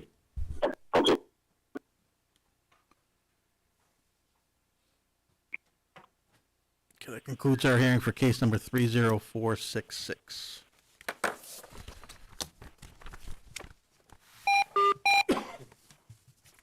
And the record's open for it until the 31st as well. What's that? The record's open for this docket until the 31st as well, for Brandon to submit a Yes. corrected exhibit. Yes. And I just want to apologize again for the confusion. That will not happen again. Moving now to the supplement, case number 30152, temporary spacing to develop an oil and/or gas pool discovered by the White Rock Oil and Gas LLC, 21X-21F Grassy Butte Well, file number 11841, northeast northwest quarter, section 21, township 146 north, range 99 west, Mackenzie County, North Dakota, define the field limits and enact such special field rules as may be necessary. This matter has been continued to the November hearings. That concludes our hearing for case number 30152. The next few cases that I'll be calling, or actually the final few cases, have already been heard due to a publishing discrepancy. The record has remained open. I will now recall them into the record. Case number 30395, application of EOG Resources for an order amending the field rules for the Spotted Horn Bakken Pool, Mackenzie County, North Dakota, so to create and establish an overlapping 2560-acre spacing unit comprised of sections 16, 17, 20, and 21, Township 150 North, Range 94 West, authorizing the drilling of a horizontal well on or near the section line between the existing spacing units of said proposed overlapping 2560-acre spacing unit. All interested parties, please come forward. I note that no parties have appeared. That concludes our hearing for case number 30395. Case number 30397, application of Grayson Mill Operating LLC for an order amending the field rules for the Elk Bakken Pool, Mackenzie County, North Dakota, so as to create and establish two overlapping 1920-acre spacing units comprised of sections 15, 16, and 17, and sections 20, 21, and 22, Township 151 North, Range 102 West, authorizing the drilling of a total not to exceed 4 wells on each proposed overlapping 1920-acre spacing unit. All interested parties, please come forward. I note that no parties have appeared. That concludes our hearing for case number 30397. Case number 30398, on a motion of the commission to review the status of the leases in sections 30 and 31 within the 2560-acre spacing unit described as sections 29, 30, 31, and 32, Township 154 North, Range 96 West, Grinnell Bakken Pool, Mackenzie and William County, North Dakota, and the progress towards developing said sections 30 and 31 as a stand-up 1280-acre spacing unit. All interested parties, please come forward. I note that no parties have appeared. That concludes our hearing for case number 30398. Case number 30399, application of Grayson Mill Operating LLC for an order amending the field rules for the Grinnell Bakken Pool, Williams and Mackenzie Counties, North Dakota, to create and establish a 1280-acre spacing unit comprised of sections 30 and 31, Township 154 North, Range 96 West, authorizing the drilling of a total not to exceed 12 horizontal wells on said proposed 1280-acre spacing unit. All interested parties, please come forward. I note that no parties have appeared. That concludes our hearing for case number 30399.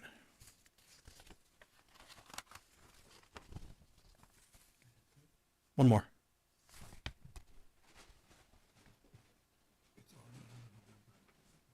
It's already on in November? Okay. Well, then that concludes our hearings for the day. We'll go off the record.